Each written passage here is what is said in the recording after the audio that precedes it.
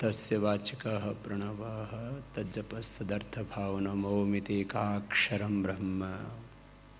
ओम खं ब्रह्म ओम प्रतिष्ठ एक ओंकार सतनाम। ओम तत्सत। श्वासों के साथ ओंकार का ध्यान ऐसे करना, सहस्रार से लेके मूलाधार तक जब श्वास भीतर प्रवेश करता है तब ओंकार की शक्ति, ओंकार की ज्योति, उसका प्रकाश मुझ में व्याप्त हो रहा है। श्वास बाहर छोड़ रहे हैं तो मूलाधार से सहस्रार तक मेरा पूरा शरीर, मेरा चित्त, मेरी इंद्रियां सब पावन हो रहे हैं, सब विकार बाहर निकले, अशुभ से मुक्त हो रहा हूँ। आनो भद्रः कृतवो यंत विश्वत, और चारों ओर से भगवान मुझे शक्ति दे रहा है, शुभ का आधान हो रहा है। और अंततः हृदय चक्र में अपने मन को टिका करके या अज्ञा चक्र में मन को टिका के धारणा, ध्यान पूर्वक समाधि संयम का अभ्यास।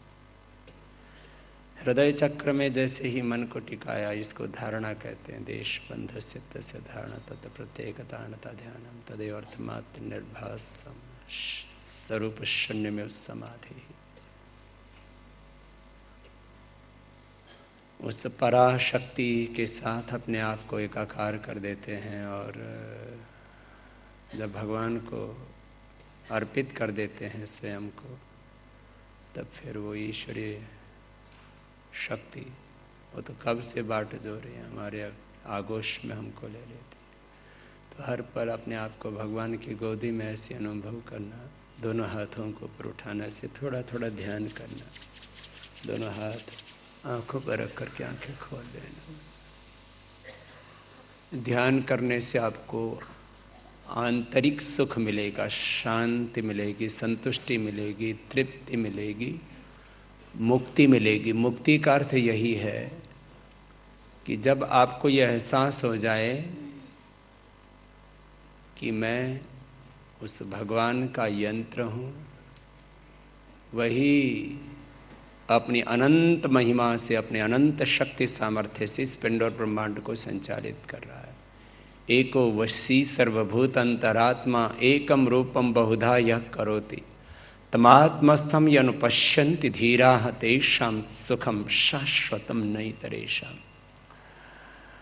कि उसी एक परमात्मा का एको हम बहुश्याम प्रजाये, वो एक ही परमात्मा सबका संचालन कर रहा है और सब में उसी की मूरत, उसी की सूरत है। बहुत भाई बहन एक बात मुझसे बार बार कहते हैं, जब भी मैं ध्यान का प्रशिक्षण देता हूँ, ध्यान की बात करता हूँ, तो कहते बाबा जी मन नहीं लगता। तो मैंने कहा मन किस में लगता है? बोले जी जैसे भगवान का ध्यान करते हैं तो पति की, पत्नी की, बच्चों की, पुत्र की, मित्र की, गुरु की, किसी न किसी की याद आ जाती है। मैंने कहा याद आने दो। माँ की याद आए, पिता की याद आए, तो माता पिता को किसने बनाया? मूल में जाओ, मूल में जाओगे तो पाओगे माँ को बनाने वाली कौन? पिता को बनाने वाली, उसके मूल में जाओगे तो सब में उसी कि भगवान ने ही अपनी शक्ति और सामर्थ्य से ये अनेक रूप रचे हुए हैं। तो जिसको भी देखो उसी में उस परमात्मा की अनुभूति, ब्रह्म तत्व की अनुभूति, ब्रह्म भाव की अनुभूति। तो ये ध्यान का व्यवहारिक स्वरूप है, इसको सक्रिय ध्यान कहते हैं। ये उसका जीवंत दर्शन है ध्यान का। तो मैं आप सबसे यही अपेक्षा करता हूं कि हमारे सभी कार्यकर्ता 24 घंटे इसी ब्रह्म भाव में जिएंगे। माता में, पिता में, सास में, ससुर में, पति पत्नी एक दूसरे में, पुत्र में, मित्र में, गुरु में, सब में एक ही भाव कि मेरे ही परमात्मा ने अपने अनंत शक्ति और सामर्थ्य से सारे स्वरूप धारण किए हुए हैं और हर पल सबके भीतर उसी ब्रह्म तत्व की अनुभूति करता हुआ सबके साथ में प्रेम और आत्मीयता स्थापित करता हुआ। क्योंकि जब सब में अपना ही और परमात्मा का रूप देखते हैं तो सबके साथ प्रेम का संबंध जुड़ जाता है। इसलिए कहते हैं प्रेम तत्व सबसे बड़ा तत्व है।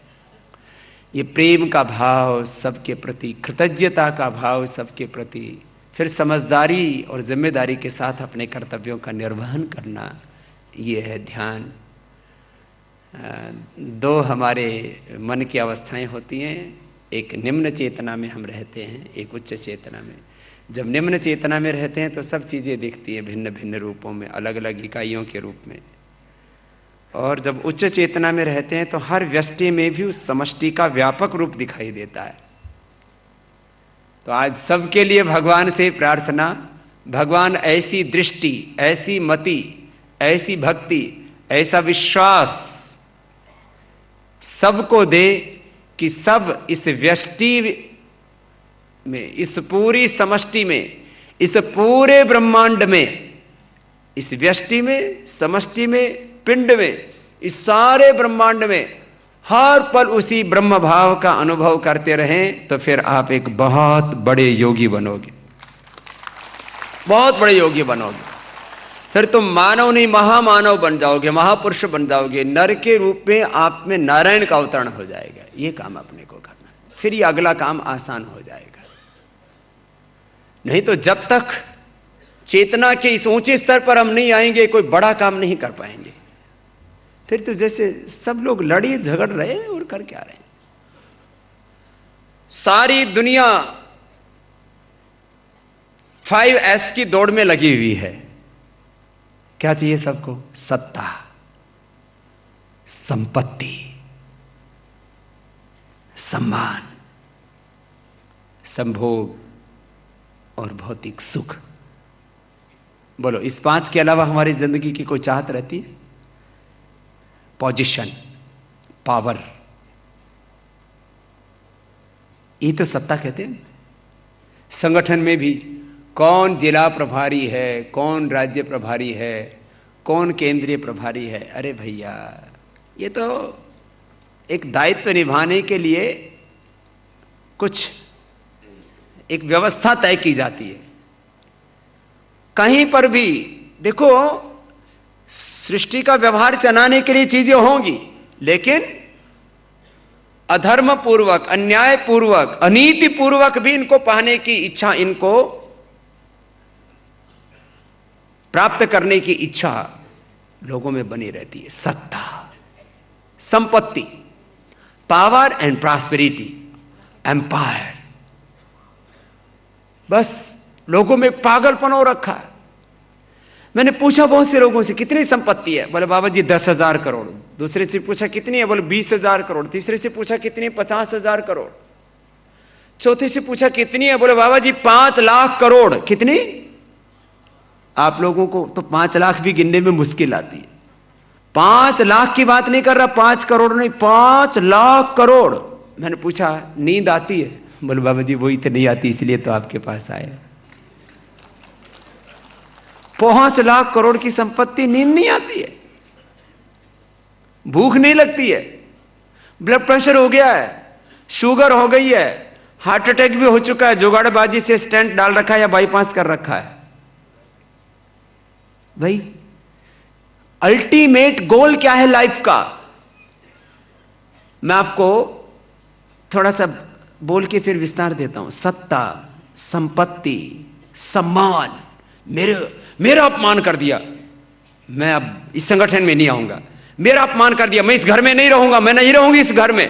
तलाक बोल दिया, बस हो गया। 2 भाइयों के बीच में लड़ाई हो गई, परिवार टूट गया। माता पिता से लड़ाई होगी, माता पिता को ही छोड़ दिया। गुरु से लड़ाई होगी, गुरु को ही छोड़ दिया। वैसे ऐसे किया नहीं मेरे साथ, मत करना।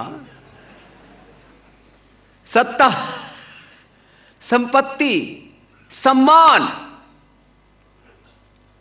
और भोग के पीछे तो दुनिया पागल हो रखी है। क्या क्या पाप अनाचार हो रहा है।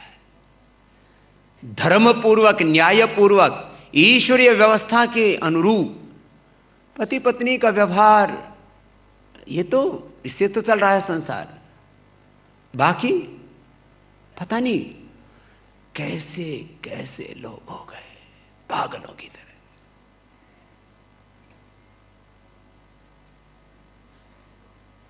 भोग ऐश्वर्य अप्रसक्तानाम धर्म ज्ञानम विधीयते।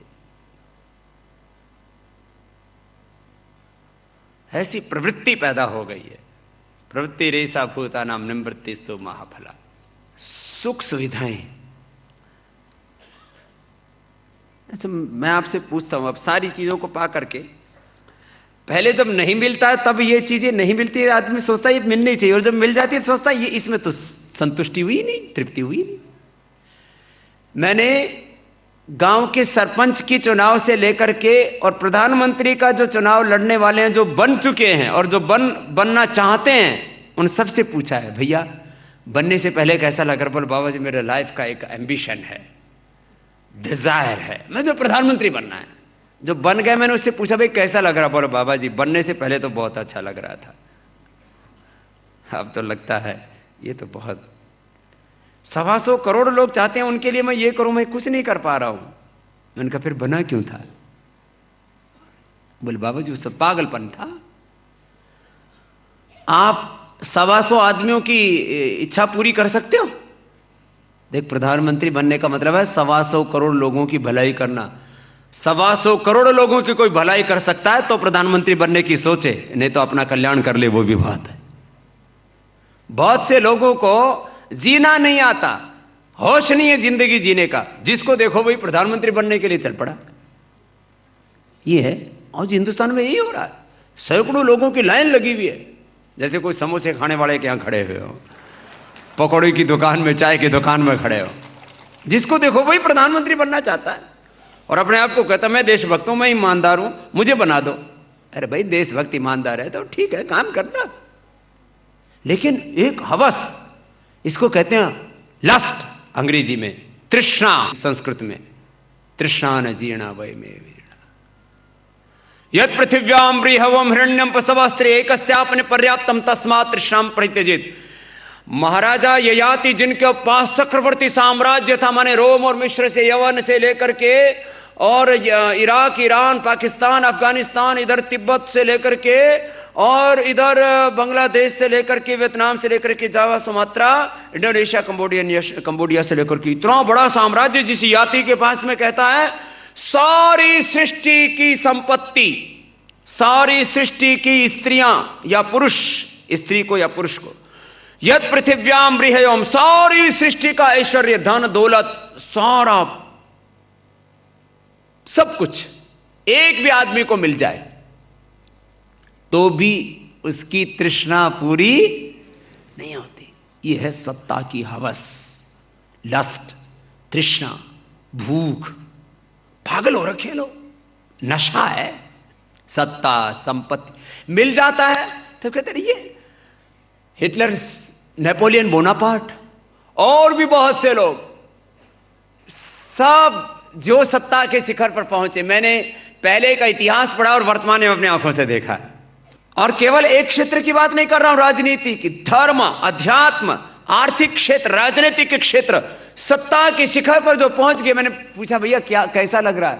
बोले बाबा जी अब लग रहा है, हम तो सोचते थे ये जिंदगी का यही मकसद है, और यहां पूछे तो लगता है कुछ और है। सत्ता, संपत्ति, सम्मान, जब तक नहीं मिलती है सत्ता, जब तक नहीं मिलती है संपत्ति, आदमी को लगता है ऐसा। देखो मैं तो ऐसा सोचता हूं, मैं जब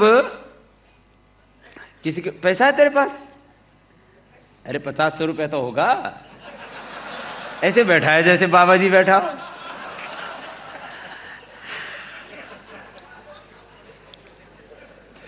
जब मैं गुरुकुल से आया तब मैं सच्ची बता रहा हूं, अपनी बिल्कुल मैं 15-16 साल की उम्र की बात बता रहा हूं, और तब से आज तक मेरे को समझ ही नहीं आया। आपको समझ में आया तो समझा देना, कुछ बात शिष्य से भी सीख लेनी चाहिए। क्या बात है? मैं सोचता था इसमें क्या ऐसा है कि सारी दुनिया इसके पीछे पागल हो। मैं ऐसे ऐसे देखता था इसको, घुमा घुमा के देखता था, फिर मैं देखता था इसके पीछे दुनिया पागल क्यों है। फिर मैं ऐसे डाल दी, मैंने कहा इसमें तो कुछ भी नहीं है, ना ये चिपकता है, ना ये चिपका करके ले जाता है, इसके पीछे पागल हो रखे। मैंने तब से लेकर के आज तक दुनिया को देखा, इसके पीछे पागल हो रही है दुनिया। मैंने ये किसी को कुछ नहीं कहता, इसके पीछे पीछे भाग रही। अब ये कुछ कहता तो मैं इसको इधर फेंकू तो मैं पीछे जाना चाहिए ना इसके। अब मैं तो यहीं बैठा हूं, उधर चले, लेकिन आदमी इसके पीछे पीछे भागता है। मैं आज भी देखता हूं, मुझे देश और दुनिया के लोगों ने शायद ज्ञात इतिहास में जितना दान मुझे दिया, शायद ही हिंदुस्तान के इतने अल्पकाल खंड में किसी सन्यासी को दिया होगा। लोगों को ईर्ष्या होती है, बाबा जी इतना बड़ा पतंजलि योगपीठ, इतनी देर में बोलते हैं, इतना बड़ा एम्पायर। मैंने कहा क्या हो गया? बोले ये कैसे बन गया है? मैंने कहा इसको पास में रखा ही नहीं, ले जाओ भाई जिसका भी है, रखा ही नहीं। जिसने दिया योग के काम में, आयुर्वेद के काम में, स्वदेशी के काम में, संस्कृति के काम में, धर्म के काम में, सत्ता, संपत्ति, सम्मान, संभोग, सुख, सुविधा ये जिंदगी का मकसद नहीं, सेवा और समाधि यही जिंदगी का मकसद है। सेवा करो और सहज समाधि, सहज समाधि, इसको जीवन मुक्ति कहो, सहज समाधि करो, सदा भगवान में जियो बस मस्त। मेरे पास में 1 रुपए का बैंक बैलेंस नहीं, 1 रुपए की कोई प्रॉपर्टी नहीं। ये तो इस काम को आगे बढ़ाना है, सत्य, धर्म और न्याय को शिखर पर प्रतिष्ठापित करना है। चाहे 5 साल लगे, 10 साल लगे, 15, 20, 25 साल, 50 साल की योजना करके बैठा हूं और फिर से इस धरती पर स्वर्ग का अवतरण करेंगे। क्यों? अपने लिए कुछ चाहिए ही नहीं ना भैया, अपनी रिक्वायरमेंट कितनी है? ये तो आप लोगों के बीच में मैं आता हूं इसलिए कपड़ा पहनता हूं, नहीं तो मेरे को तो बिना कपड़ा पहने ही बहुत अच्छा लगता है। अब बिना कपड़ा पहने सब खुली हवा लगती है, जमीन पर सोते हैं, कोई समस्या ही नहीं तो कमर में दर्द हो जाए। अभी भी जमीन पर ही सोता हूं, चाहे झोपड़े में रहूं या महलों में रहूं, देश में रहूं, दुनिया में कहीं पर भी रहूं, मैं मां की गोद में रहता हूं। धरती मेरी मां है, मैं इसका बेटा हूं। माता भूमि ही पुत्रो हम पृथ्वी। देखो, पहनने को कपड़े नहीं मिले, खाने को सामान नहीं मिला, पहने को जूते चप्पल नहीं मिले, बन गए गांधी। ये बात नहीं है मेरे भाई, जिंदगी का आप ये सब पालोगे ना तब आपको अगली चीज दिखेगी। तो एक बार पालो, थोड़ा सा इसको भी देख लो क्या है। इसलिए मैं कहता हूं धर्म, अर्थ और काम जिसका सिद्ध नहीं होता उसको मोक्ष मिल ही नहीं सकता। इसलिए पहले धर्म की सिद्धि करो, जीवन में खूब समृद्धि पाओ और अपने जितने भी शुभ कामनाएं हैं उनको एक पूरा कर लो, फिर तुम्हारा मोक्ष होगा। अब अगली बात, ये तो मैंने धर्म और अध्यात्म की बात की, अब अगला काम है अपने को करना क्या है फिर? ठीक है, तो सृष्टि के अपने ऊपर उपकार हैं, ये तो ध्वनि की प्रतिध्वनि है इस ब्रह्मांड में, उपकार और प्रत्युपकार। इस संपूर्ण ब्रह्मांड के अपने ऊपर कितने उपकार है? जिंदगी का मकसद क्या है? एक एक दिन की जिंदगी जीने के लिए यह सृष्टि अपनी कितनी मदद कर रही है। अच्छा बताओ, आप पेड़ पौधों के लिए हो कि पेड़ पौधे आपके लिए हैं? पेड़ पौधे किसको ऑक्सीजन दे रहे हैं? वो लकड़ी दे रहे हैं इमारत आदि के लिए, वो फल फूल दे रहे हैं, तो किसके लिए दे रहे हैं? हाँ, ये जो लौकी है, लौकी को हम खाते हैं कि लौकी हमको खाती है? तो लौकी हमारे लिए है कि हम लौकी के लिए है? लौकी किसके लिए? शाक सब्जियां, फल फ्रूट किसके लिए? गाय दूध किसके लिए दे रही है? ये धरती किसके लिए? ये सूरज रोशनी किसको दे रहा है? सब हमारे लिए। तो हम किसके लिए? सब हमारे लिए और हम अपने लिए। सब कुछ हमारे लिए, तो हम भी सबके बारे में सोचें, यही सेवा है, यही जीवन का मार्ग। तो सब कुछ अपने लिए, यह है सेवा तत्व, यह है सेवा का दर्शन। भाई बहनों, इसलिए आपको बुलाया कि आप सबके मन में सेवा की बहुत ऊंची भावना है। अलग अलग जिलों से, अलग अलग तहसीलों से, अलग अलग गांवों से, पूरे नॉर्थ ईस्ट से 2-2 दिन लग जाते हैं यहाँ तक ही पहुँचने में, गुवाहाटी तक। उधर नागालैंड से, असम, त्रिपुरा से, मेघालय से, अरुणाचल से, सिक्किम से, सब जगह से इधर वरिष्ठ कार्यकर्ताओं को बुलाया गया कि अब एक बड़ी जिम्मेदारी निभानी है, 2 काम करने हैं अब अपने को। एक, 23 मार्च को राजगुरु सुखदेव और शहीद आजम भगत सिंह के बलिदान दिवस पर, शहीदी दिवस बोलते हैं 23 मार्च को, एक ही साथ तीनों को फांसी हुई थी। 23 मार्च को शहीदी दिवस पर पूरे हिंदुस्तान में करीब 10 करोड़ से ज्यादा लोग एक साथ योग करेंगे। ये योग का इतिहास पूरी दुनिया में, भारत की प्रतिष्ठा गिरा दी है लोगों ने। पूरी दुनिया को सबसे पहले संस्कृति और सभ्यता देने वाला, शिक्षा चिकित्सा का बोध देने वाला, health system, education system, social system, family system, economic system, political system, पूरी दुनिया को सबसे पहले ज्ञान देने वाला, पूरी दुनिया को प्रकाश देने वाला, पूरी दुनिया को दिशा देने वाला, विश्व का हर क्षेत्र में नेतृत्व करने वाला भारत आज कहां खड़ा हो गया? इतना महान देश। अरे 500 साल पहले का अमेरिका का इतिहास ही नहीं पता, 2000 साल पहले यूरोप का इतिहास नहीं पता, 1400 साल पहले मिडिल ईस्ट में क्या था, गल्फ कंट्रीज में, सऊदी अरबिया में क्या था, इतिहास का ही ज्यादा बोध नहीं है। 1400 साल पहले जो है इस्लामिक कंट्रीज में क्या था, 2000 साल पहले यूरोपियन कंट्रीज में क्या था, 500 साल पहले अमेरिका में क्या था। 4-5 हजार सालों में पूरी दुनिया की संस्कृति और सभ्यताएं सिमट जाती हैं। 1,96,08,53,114 वर्षों से जिस देश की पावनी संस्कृति है वो हमारा भारतवर्ष, उसके ऊपर गौरव होना चाहिए।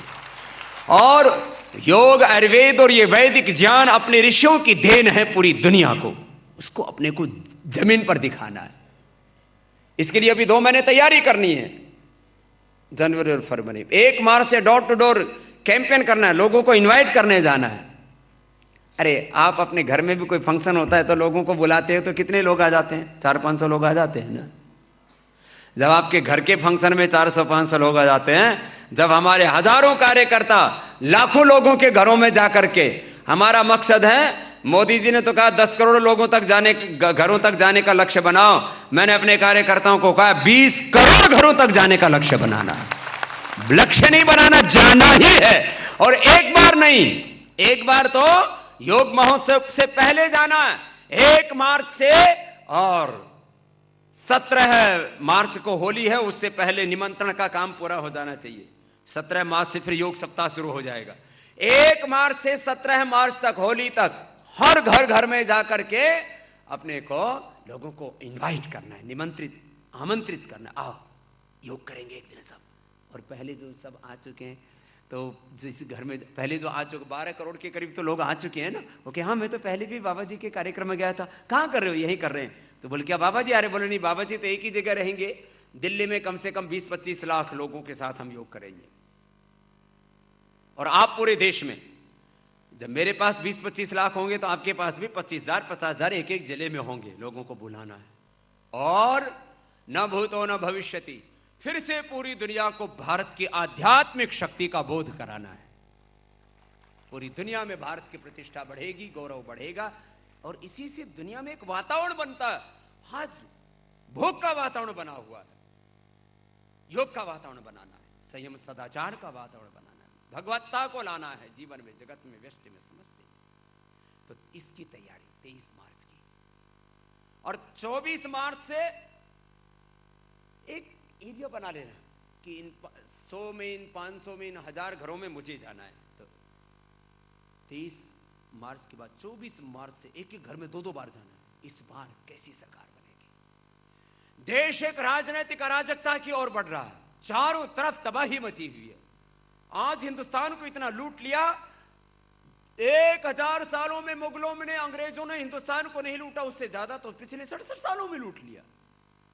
सबको बताना, और बताना कि भाई इस बार ऐसी सरकार बनानी है। सारे ये तरह तरह के आंकड़े प्रस्तुत किए जाते हैं ना, कि ये कौन होगा, ऐसे कौन होगा, ये कैसे होगा, वो कैसे होगा। इस बार बोलो भैया बहुत कुछ हो लिया। इस बार तो हमको ऐसा परिवर्तन करके दिखाना है कि अब हिंदुस्तान में महंगाई ना रहे, बेरोजगारी ना रहे, गरीबी ना रहे, भ्रष्टाचार, काला धन, नक्सलवाद, आतंकवाद, 3 करोड़ से ज्यादा घुसपैठिए जाने क्या क्या समस्याएं। पहले हमने इतिहास पढ़ा था, इस बार हमें इतिहास बनाना है।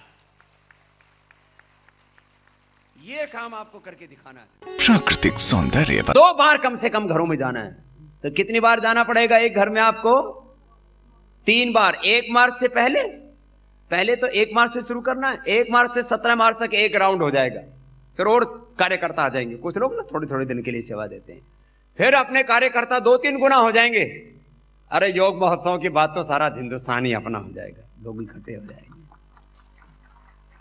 वो योग महोत्सव इतना जबरदस्त होगा, फिर अपनी कार्यकर्ताओं की संख्या कई गुनी बढ़ जाएगी। फिर उनको एक एक घर में 2-2, 3-3 बार, कम से कम 3 बार डोर टू डोर कैंपेन, घर घर जन जागरण के अभियान के लिए लोगों का माइंडसेट चेंज करना।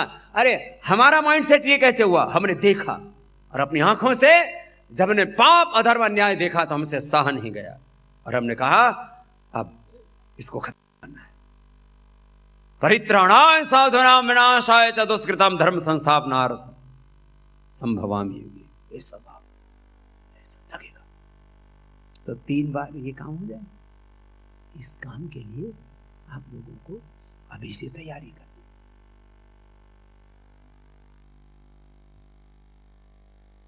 मुझसे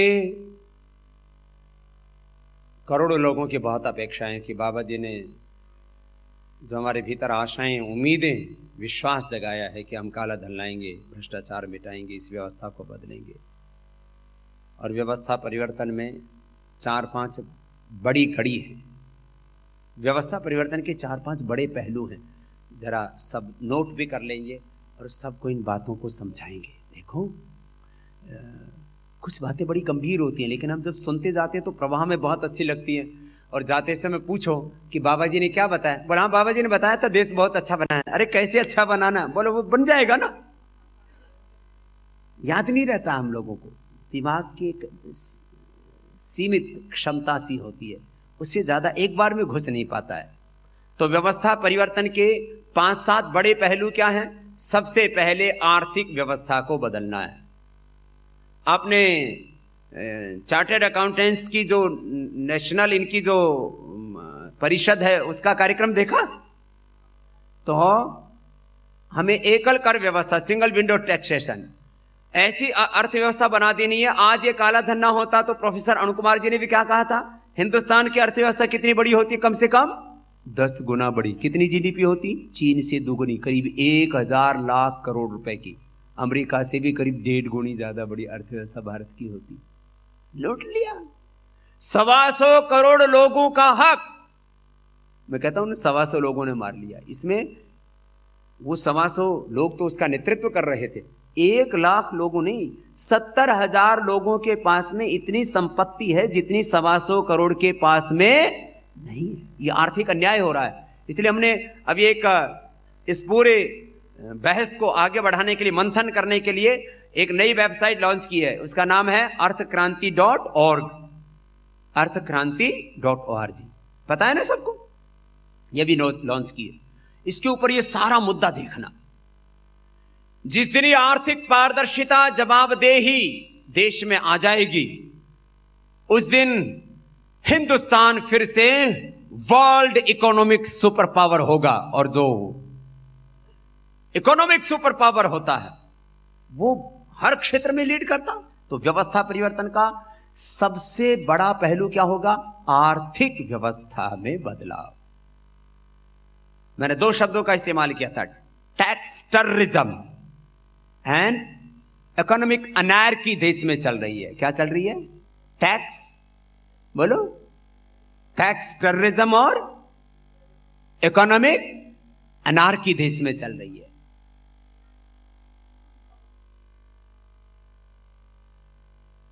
टैक्स का आतंकवाद और आर्थिक बदहाली, तबाही बहुत खतरनाक तरीके से चारों तरफ कुछ कुटिल लोगों ने अपने क्रूर पासों में हिंदुस्तान को जकड़ा हुआ है। तो व्यवस्था परिवर्तन का सबसे बड़ा पहलू है आर्थिक व्यवस्था में बदलाव। इससे फिर 125 करोड़ लोगों को उनका हक मिलेगा। इसमें पूरी इकोनॉमिक पॉलिसीज को चेंज करना पड़ेगा। मैं 3 बातें कहता हूं। देश 3 चीजों से चलता है, सही नेतृत्व, सही नीतियां और सही नियत। और इन 3 शब्दों को अभी आदरणीय मोदी जी और तमाम राजनेता भी अब प्रयोग करने लगे हैं। मैंने कहा भैया देश बनेगा 3 चीजों से, नेतृत्व, नीतियां, नियत।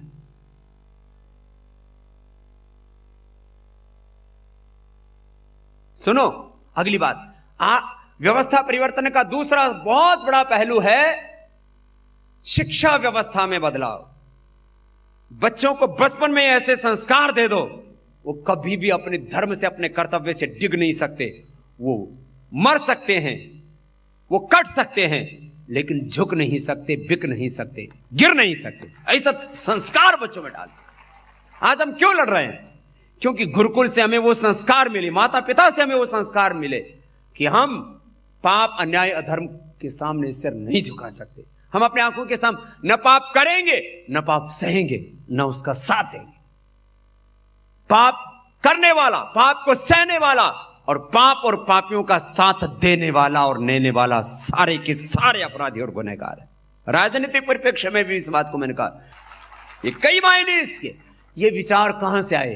ये विचार, ये संस्कारों से आए। और ये संस्कार कहां से आए? वो संस्कार आए माता पिता से, वो संस्कार आए शिक्षा से, गुरुकुल से।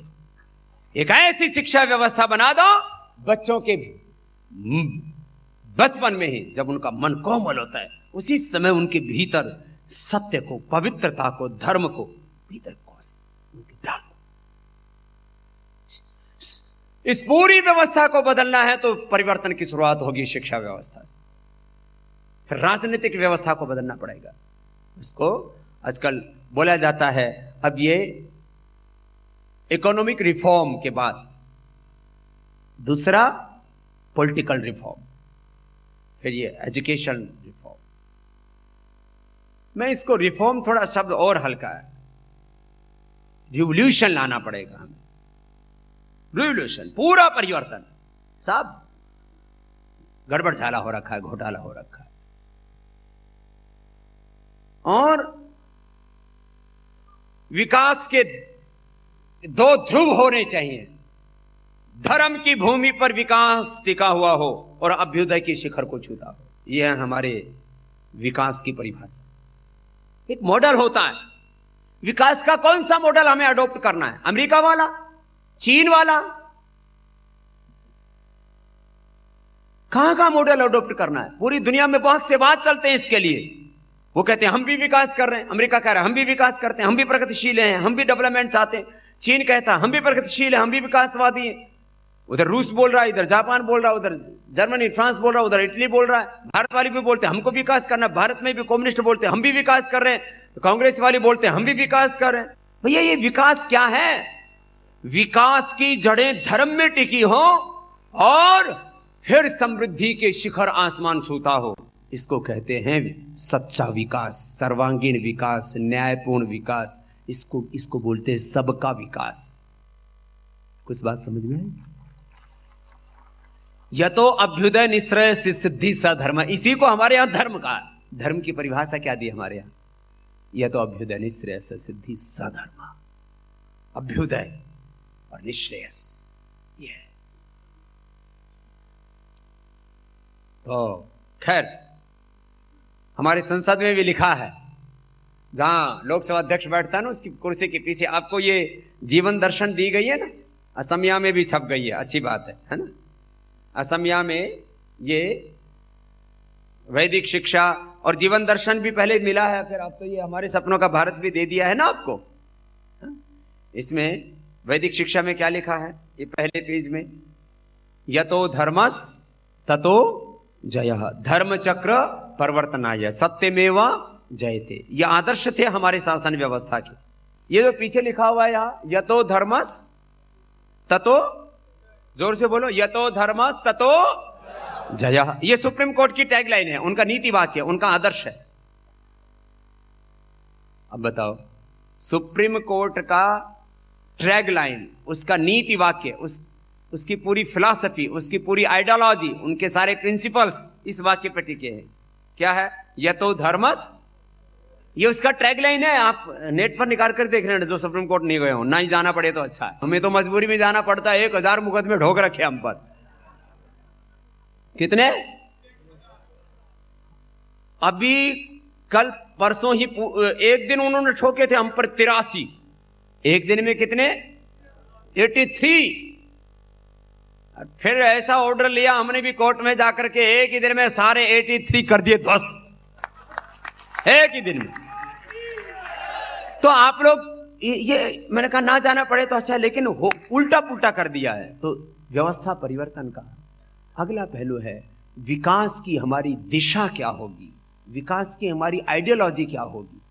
अब इस देश में बहुत से लोग कहते हैं मुझे मुख्यमंत्री बना दो, मुझे प्रधानमंत्री बना दो। अरे भाई तो ये बता दो करेगा क्या बन करके, भैया तेरी आइडियोलॉजी क्या है? तो राइटिस्ट है, लेफ्टिस्ट है, कम्युनिस्ट है, सोशलिस्ट है, नेशनलिस्ट है कि अपॉर्चुनिस्ट है? क्या है? तो पहले अपनी आइडियोलॉजी बता।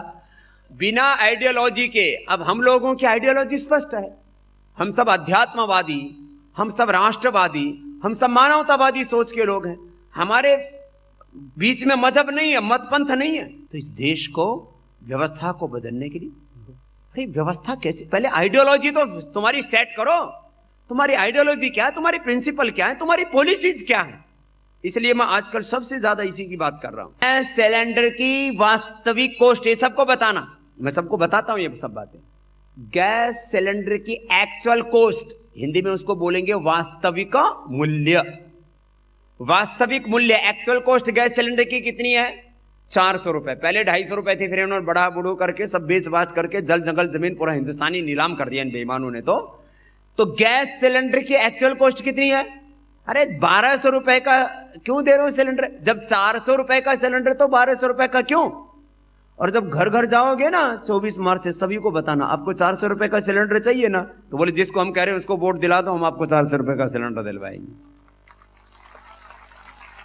1200 रुपए का एक भी सिलेंडर नहीं, जितने चाहिए 10, 20, 50, 100 जितने भी चाहिए। कितना है उसका वास्तविक कीमत? 400 रुपए। 1200 रुपए का क्यों भाई? पेट्रोल का वास्तविक कीमत, एक्चुअल कॉस्ट उसकी क्या है? 40 रुपए। 30, 32, 35 रुपए में आ जाता है। 4-5 रुपए का खर्चा लग करके पेट्रोल की वास्तविक कीमत, उसका एक्चुअल कॉस्ट क्या है? 40 रुपए। अरे भैया 80 रुपए का क्यों ले रहे हो? क्यों दे रहे हो हमको? डीजल की वास्तविक कॉस्ट है 35 रुपए, और देख कितने में रहे? 60 रुपए। ये घड़ी की वास्तविक कॉस्ट 1000 रुपए, देख कितने की रहे? 1500 रुपए की। इस पर इतनी ड्यूटी लगा देते हैं, इतने ज्यादा टैक्स लगा देते हैं। टूथपेस्ट, घड़ी से लेकर के, गाड़ी से लेकर के, टूथपेस्ट से लेकर के, साबुन शैंपू से लेकर के पेन तक, सब चीजों के ऊपर 30 से 50% टैक्स है। कितना? हमने कहा सारे टैक्स खत्म करो, खाली एक ट्रांजैक्शन टैक्स रखो, और वो भी 0.1 से 0.1 से लेकर के 1, 2, 3 और शराब, बीड़ी, सिगरेट आदि में ज्यादा रख लो, रख दीजिए। हिंदुस्तान में 30 लाख करोड़ रुपए आएगा। कितना? 30 लाख करोड़ तो टैक्स का आएगा। और हिंदुस्तान की जीडीपी फिर 16 करोड़ की नहीं, 500 लाख करोड़ की होगी। धीरे धीरे 1000 लाख करोड़ की। भारत ही पूरी दुनिया पर राज करेगा, ऐसा हिंदुस्तान बनाना है। नीतियां बदलनी पड़ेगी। तो मैं बोल रहा था आप लोगों को ना, ये तो खैर मुद्दे बहुत हैं, आप लोगों को एक संक्षेप में अब बात कह रहा हूं। एक इस चीज को नोट कर लो, हमेशा अपनी बात लॉजिक के साथ कहना। किसके साथ कहना? लॉजिक के साथ। लॉजिक माने तर्क, तर्क के साथ, तथ्यों के साथ, एविडेंस, प्रमाण के साथ, तर्क प्रमाण के साथ अपनी बात को। इसका पैसा देश में रहना चाहिए कि विदेश में जाना चाहिए? बताओ, ये बच्चे को और बुजुर्ग को सबको समझ में आती है कि नहीं? पढ़े लिखो को अनपढ़ को सबको समझ में आती है कि नहीं? जब ये बात कहते हैं, हाँ बोले बात तो बाबा जी ठीक है, गौर से सुने तो बहुत आसान बात है। देश का पैसा कहाँ रहना चाहिए? बस। तो भाई साबुन, शैंपू, टूथपेस्ट आप तो विदेशी कंपनियों का प्रयोग करते हो, तो पैसा कहां चला जाता है? विदेश में। बस इतनी सी बात कही तो योग आयुर्वेद स्वदेशी का दर्शन समझ में आया। ऐसे ही ये राजनीतिक परिवर्तन का दर्शन भी लोगों को तर्क के साथ समझाना है कि आपको खुद को बचाना है, अपने घर परिवार को बचाना है, सत्य धर्म और न्याय को बचाना है, देश को बचाना है, तो भैया इस बार सत्ता और व्यवस्था परिवर्तन देश में लाना है। बस तर्क के साथ समझाओ। उसका मैकेनिज्म भी बता रहा हूं, अलग अलग दिन में अलग अलग तरह से बातों को रखता हूं। तो बोलो, इतना सब काम कर लेंगे तो सब कुछ बदलेगा कि नहीं? बोलो। अरे हम बदले हैं तो जग भी बदलेगा। वो विचार का आरोपण करो, परिवर्तन का दर्शन लोगों तक लेकर के जाओ, लोगों के माइंड सेट चेंज करो। अच्छा बताओ, छोड़ो ये अच्छी अच्छी बातें छोड़ो, थोड़ी देर खराब बात कर लेते। आदमी को ना अच्छी बात समझ में नहीं आती। कोई कहे ना जी आपकी बहुत बड़ाई कर रहा था, वो आपकी बहुत इज्जत कर रहा था, आपका इतना यश गौरव गा रहा था। अरे बोले उसको कोई मतलब होगा। और कोई यूं कहे ना आपकी चुगली कर रहा था, अच्छा क्या बोला, बड़ा इंटरेस्ट होता है। हम तो अच्छी अच्छी बात कर रहे हैं। हमारा काम तो दुनिया का सबसे श्रेष्ठ काम है, ये काम तो सफल होगा। ये ऊंचा भाव आपके हृदय में हमेशा रहना चाहिए। और इस काम के लिए आपको तैयारी करने के लिए आज बुलाया है। तो मैं इसके 2-3 पहलू और कह देता हूं, फिर इसकी सूक्ष्मता में जाता हूं। लोगों को एक चिंता है, बोले बाबा जी हाँ ऊपर से तो बात समझ में आ गई। फिर मैंने कहा समझ में कहाँ नहीं आई? बोले मोदी तो ठीक है, नीचे वो प्रत्याशी कैसे होंगे? मैंने कहा इसके ऊपर भी हमने बहुत विचार विमर्श मंथन चिंतन किया है और हमारी कोशिश होगी कि 99% निष्कलंक लोग इस प्रक्रिया में जीत करके ऊपर पहुंचे। यह आसान काम नहीं है। पूरे समाज में से ही तो लोग ऊपर जाते हैं। जब तक पूरा समाज नहीं बदलेगा तो आप सबके सबसे तो अपेक्षा मत करो, लेकिन इतनी अपेक्षा जरूर आप कर सकते हैं। और मैं कह सकता हूं कि भैया माना कि समाज से ही एमएलए एमपी सीएम पीएम बनते हैं, लेकिन पूरा समाज ना बदल पाए तो कोई बात नहीं, लेकिन हम इस परिवर्तन को जरूर लाएंगे। और इसमें ज्यादा की तो मैं बात कह नहीं सकता, कम से कम ऐसे तो हमने लक्ष्य रखा है कि हम 500 लोकसभा की जो सीटें हैं वहां अपने कार्यकर्ताओं को लगाएंगे। और परिवर्तन कभी भी ऊपर से नहीं आता है, परिवर्तन हमेशा जमीन से आता है, जन जन से आता है। इसलिए हमने कहा सबसे बड़ा अभियान डोर टू डोर वाला है। ऊपर भारत स्वाभिमान का झंडा लगा होगा, नीचे डोर टू डोर कैंपेन चल रहा होगा, ऊपर आसमान की ओर लोग निगाहें डालेंगे तो भारत स्वाभिमान नजर आएगा, और घर घर में निगाहें डालेंगे तो भी भारत स्वाभिमान के कार्यकर्ता नजर आएंगे। अब हमको एमएलए एमपी सीएम पीएम नहीं बनना, लेकिन इस हिंदुस्तान में एमएलए एमपी सीएम और पीएम कौन बनेगा इसको भारत स्वाभिमान के कार्यकर्ताओं को तय करना है। इतनी ताकत आपको बढ़ानी है, और ये ताकत आएगी घर घर जाकर के जनजागरण से, डोर टू डोर कैंपेन से। यही है परिवर्तन का सबसे बड़ा मंत्र। यहां से आएगा परिवर्तन, लोगों के माइंड सेट चेंज होंगे। अरे भैया माइंड सेट चेंज करके लोगों ने सब कुछ तो बदल दिया, तो क्या हम सत्ता और व्यवस्था परिवर्तन नहीं कर सकते? क्यों परेशान हो? इसलिए आप लोगों को इस बात के लिए तो निश्चिंत रहना है, इसमें हम लगेंगे। और कम से कम 100 से ज्यादा, कितना बताया? कम से कम 100 से ज्यादा तो ऐसे सांसद भेजने हैं। ये मैंने खुद जिम्मेदारी ली है अपने संगठन और अपने समर्थकों के बल पर, कि कम से कम 100 से ज्यादा तो ऐसे सांसद भेजने हैं जो हम बोलते हैं वही आवाज संसद में बोले, उठाएं, वो काम करें। कम से कम बता रहा हूं। उसके लिए पूरा मैकेनिज्म हमने तैयार किया है। अब उसको ज्यादा जाहिर नहीं करना होता है।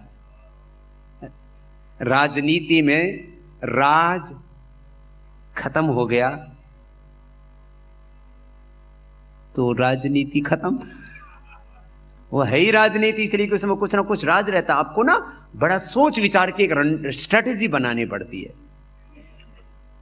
उसका एक मैकेनिज्म सेट करना पड़ता है। ये सरल काम नहीं है। लेकिन हमने इस कठिन काम को भी हाथ में लिया है। तो आप लोग इस बात के लिए निश्चिंत रहें, कितने कम से कम 100 तो 100%, 100 तो 100% अपने ही विचार के वहां पर लोग भेज रहे। और बाकी के लिए भी हमने कहा कि भैया देखो, एक अग्नि परीक्षा में गुजरना पड़ेगा और वो अग्नि परीक्षा सरल नहीं होगी। तो अब अगली बात करके जो है कुछ बातें आपके, देखो संगठन में कुछ सहयोग तो आपको खुद करना है, स्वयं से, संगठन से, समाज से, 3 जगह से हमको सहयोग लेना है। कहाँ कहाँ से सहयोग लेना है? स्वयं से, संगठन कर ही रहा है, और समाज से, स्वयं से, समाज से, है ना, संगठन तो कर ही रहा है आपको, है? और फिर स्वयं से, संगठन से, समाज से आपको सहयोग मिलेगा, संसाधनों की कमी कहीं नहीं रहेगी। मैं तो घर से निकला था तब 500 रुपए भी मेरे पास में पूरे नहीं थे। जब सेवा के लिए निकला तब गुरुजी ने 500 रुपए दिए थे, एक बार खाली। कितनी बार? एक बार। और आपको कितने दे रहे हैं? हमने कहा कि हर एक जिले को 25 से 50,000 हर महीने। दुनिया में शायद ही कोई संगठन होगा जिसको इस तरह से ऑर्गेनाइज तरीके से इतना बड़ा ढांचा खड़ा किया गया हो। आपको गौरव होना चाहिए कि दुनिया का सबसे बड़ा सात्विक संगठन आप लोग हैं, निस्वार्थ सेवा करने वाले आप लोग हैं, भगवान के लिए, सत्य धर्म न्याय के लिए काम करने वाले आप लोग हैं। इससे बड़ा और गौरव क्या होगा? इससे बड़ी जिंदगी का मकसद क्या होगा? मैंने कहा अंतिम मकसद तो इसी से पूरा होगा, और इसी से जीवन में संतुष्टि मिलेगी, और इसी से जीवन में मुक्ति मिलेगी। सेवा, सेवा, यह है जीवन का लक्ष्य। और उससे फिर सारी सृष्टि सेवाएं तो कर रही है, अपने को ये काम करना है। इसके लिए एक एक समिति को 1,000 ये झोले जो बहुत अच्छे से छपवा करके योग शिक्षकों को, उनको ट्रैक सूट या एक स्पेशल ड्रेस दी जा रही है, उनको एक रुद्राक्ष की माला दी जा रही है।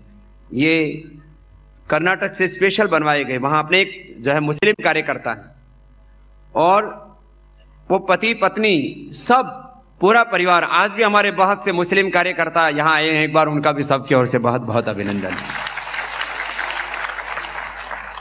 देखो, मैंने कहा ना, अपना एक दर्शन है, और उस दर्शन पर, उस आइडियोलॉजी पर, उन्हीं प्रिंसिपल्स पर अपने को चलना है। और पॉलिसीज की बात तो हमने जितनी बातें की उतनी तो किसी ने की, राजनेता ने भी नहीं की होंगी किसी ने। हमने जितनी नीतियों की बात की, हमने सभी बातें इसी 3 पर केंद्रित रखी हैं। खैर, तो ये सब आदर्श शिक्षकों को और सक्रिय कार्यकर्ताओं को, सबको ये झोला दिया जा रहा है। एक एक जिले में 1,000 झोला, एक एक जिले में ये 1,000 बैच जो है, ये इस तरह से एक एक कार्यकर्ता के पास जब ये ऐसे झोला होगा, और जब उसके गले में ये स्वस्थ भारत, समृद्ध भारत का ये पूरा ये ऐसे अंगवस्त्र लटका हुआ होगा, पतंजलि योग समिति भारत स्वाभिमान, और इसके ऊपर ये ऐसे ये लग जाता है ना, तो ये इससे फिर ये इधर उधर नहीं भागता फिर, है। तो ये ऐसे लग जाता है। तो ऐसे बैच लगा करके जब कार्यकर्ता ग्राउंड पर जाएंगे तो दूर से ही पहचान हो जाएगी कि भैया ये कोई भारत स्वाभिमान वाले कार्यकर्ता आ गए हैं। ऐसे तो बैच, ये अंगवस्त्र, ये झोला, और जो युवा हैं उनके लिए हमने एक टी शर्ट भी पूरी बहुत अच्छे, पहले 100% कॉटन था तो थोड़ा उसमें पॉलिस्टर मिक्स इसलिए करवाया कि इस पर प्रिंटिंग अच्छी नहीं आ पा रही थी। तो ये प्रिंटिंग के साथ ये सब आप लोगों को 1,000 कम से कम एक एक जिले में झोला, और 1,000 टी शर्ट, फिर कम से कम 10-10 हजार जो है एक एक जिले में झंडे, ऐसे जो मूलभूत संसाधन हैं और अभी एक एक जिले में एक एक डेस्कटॉप कंप्यूटर, एक एक मोबाइल सिम कार्ड, उसके साथ में डेटा कार्ड, वो सब जिलों को आधुनिक तकनीक से भी लैस किया जाएगा। प्राचीन काल का ऋषियों का ज्ञान और आधुनिक विज्ञान, साइंस एंड टेक्नोलॉजी सबसे लैस होकर के इस तरह से मैदान में उतरना है कि हम किसी से कम ना, सब तरह से। और उसके लिए मूलभूत संसाधन आपको सबको दिए जा रहे हैं। अभी जनवरी और फरवरी महीने में प्रत्येक जिले में 500 कार्यकर्ता मजबूत, एक एक पतंजलि योग समिति, महिला पतंजलि योग समिति, भारत स्वाभिमान युवा भारत किसान पंचायत में एक जिले स्तर पर कितने, कम से कम 500, तहसील में कितने, 100, और फिर जो वार्ड है और गांव है, वार्ड और जो है बूथ स्तर पर, गांव और प्रखंड स्तर पर, वहां पर भी 10-10 कार्यकर्ताओं की मजबूत टीम, वहां से अपने को ये परिवर्तन का काम आगे बढ़ाना है। तो नीचे तक चीजों को लेकर के जाना है। तो जनवरी और फरवरी महीने में कहीं पर भी कोई कसर ना रहे, ये बहुत बड़ी जिम्मेदारी।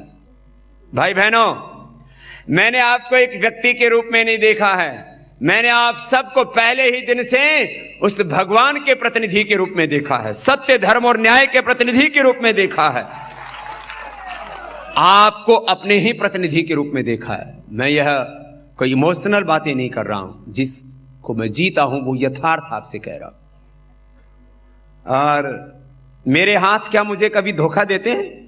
मेरे हाथ मेरे साथ रहते हैं कि नहीं? रहते हैं ना? तो यहां भी कितने हाथ मेरे साथ हैं? तो दोनों हाथ उठाएंगे तो पता लगेगा ना। इतने हाथ मेरे साथ हैं? बोले भारत माता की वंदे वंदे। ऊपर वालों के, नीचे वालों के, दाएं बाएं वालों के, सबके हाथ मेरे साथ हैं। तो ये हाथ मेरे ही साथ रहेंगे ना, मेरे ही साथ रहेंगे ना, मेरा ही काम करेंगे ना। मेरा काम का मतलब मुझे कोई अपनी खेती नहीं करवानी है, कोई अपनी पैर पूजा नहीं करवानी है, मैं अपना काम अपने आप कर लूंगा। ये काम धर्म के काम में लगेंगे, सत्य के काम में लगेंगे, सेवा के काम में लगेंगे, और इन हाथों से अब एक नए भारत का निर्माण करेंगे। अपनी आंखों के सामने जो सपना देखा था हमारे अध्यात्म धर्मा, शांति धर्मा, क्रांतिकारी वीर वीरांगनाओं ने, ऋषि ऋषिकाओं ने, उस सपने को साकार करना है। ये है संकल्प।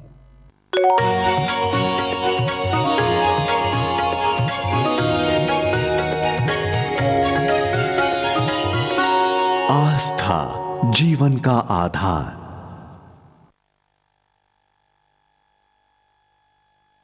गुड़ी, बंदरगुड़ी, और उधर मैं एक दिन साइकिल पे जा रहा, और साइकिल पे जाते जाते किसी ने बहका दिया हमारे बोड़ो लोगों को, और उनको बोल दिया कि धर्म परिवर्तन करने आया। तो गोंडासा ले रखा और बोले तू यहाँ धर्म परिवर्तन करने आया है? मैंने कहा हम तो भैया यहाँ लोगों का इलाज करने आए। बोले यदि किसी का धर्म परिवर्तन किया है ना तो इसी से काट दूंगा। मैंने कहा भाई ये तो बड़ा मामला खतरनाक है। हम लोग साइकिल पे थे, हमको साइकिल बढ़िया चलानी आती है। हाँ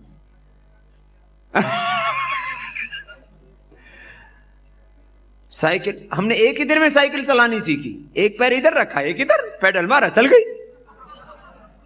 फिर एक दिन हमने ऐसे स्कूटर खड़ा हुआ था, उसको फुर्र किया, वो चल पड़ा। एक दिन में साइकिल, एक दिन में स्कूटर, एक दिन में मोटरसाइकिल, और मोटरसाइकिल सीखी तो पहली बार गंगोत्री लेके गए। फिर एक ही दिन में गाड़ी चलाना सीख लिया। बस अभी हवाई जहाज छोड़ रखा है, अब देश को चलाना है, लेकिन एमएलए एमपी सीएम बन करके नहीं, तप के बल पर, सेवा के बल पर, संगठन के बल पर, सत्य के बल पर। तो ये उदालगुड़ी वाले, बंदरगुड़ी वाले, कौन सा जिला पड़ता है उधर? ये बैठा हमारा इधर द्रोणा, ये द्रोण क्षत्रिय। फिर एक हमारे उस साधु थे, क्या नाम था उनका? नाथ जी। क्या था नाथ जी का नाम? वीरनाथ जी। और उनकी भाभी, उनका पूरा परिवार आया है कोई अभी? इधर आ। अब ये बहुत ये द्रोण, इधर आ जा। ये हमारा पहला शिष्य है इधर का। एक बार जोरदार तालियां हो जाए इसके लिए भी।